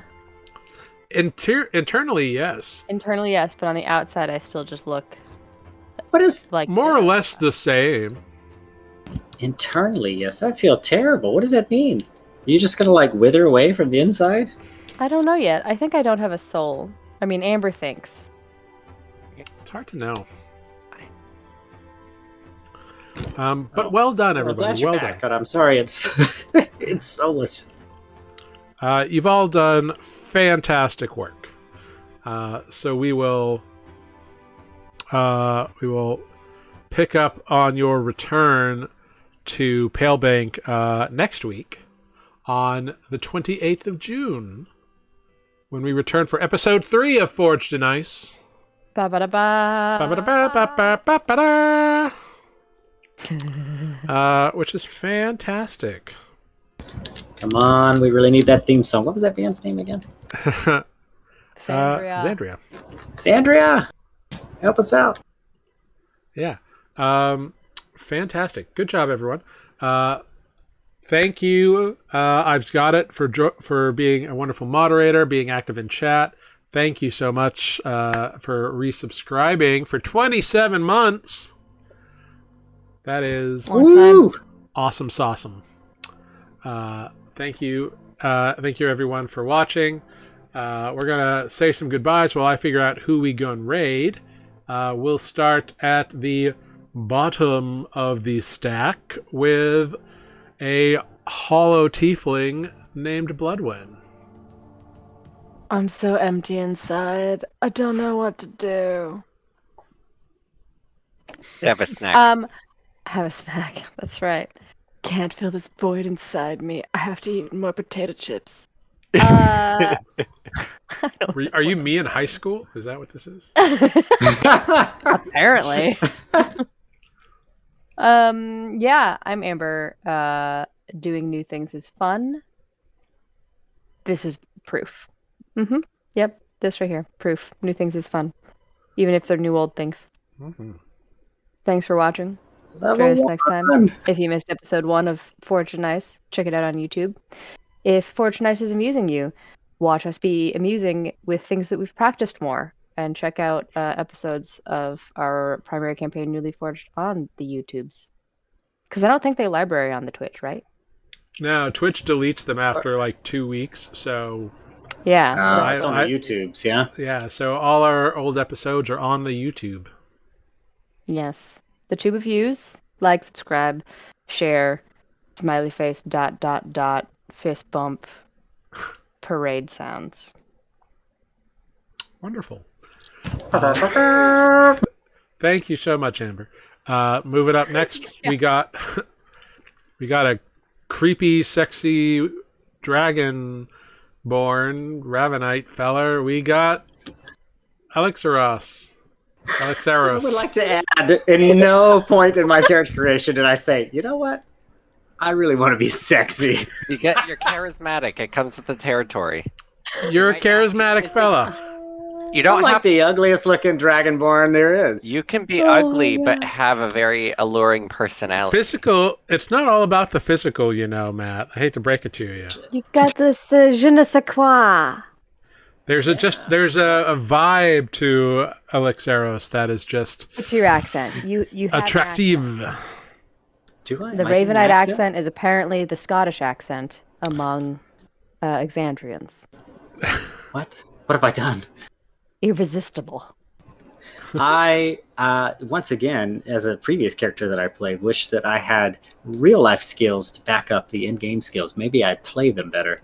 But nonetheless, I am Matt. I've been playing Alexaros, the Dragonborn Warblabba. It's a new class. Yeah. I don't know what's happening. You're a warlock. I'm a warlock. With the Hexblade patron. The end. I can't. All right, you're fired. That will bring us up to the top of that brings us up to the top of the stack. We have Alkin. Sorry, I'm getting a lot done. I'm Tanner. My camera's off. We'll see you next week. Yeah. Sorry, packing. I forgot to pack. Oh yeah, I have to do that for tomorrow too. Yes. Tomorrow. This is what happens when Yes. Nuulis stay Yeah. after 10 o'clock. Yeah. Chaos. We ran a little long tonight just to finish up that encounter. But thank you everyone for watching. Thank you for joining us tonight. We're gonna raid Captain Robert tonight. He's playing some D&D over on that channel. Please follow us on all our social medias to stay updated. That's at Nuuli Forged, Twitter, Instagram, Facebook, and the YouTube, as previously mentioned. Be kind to each other. Be nice. Let them know that they've been newly rated in the raid, and we will see you right back here next week. Thank you all very much. Have a great week. Happy Pride. Be gay, because straight's one line, and there's more lines than that. I don't know. Whatever. Goodbye, everyone. Thank you. Goodbye. Bye. Yay.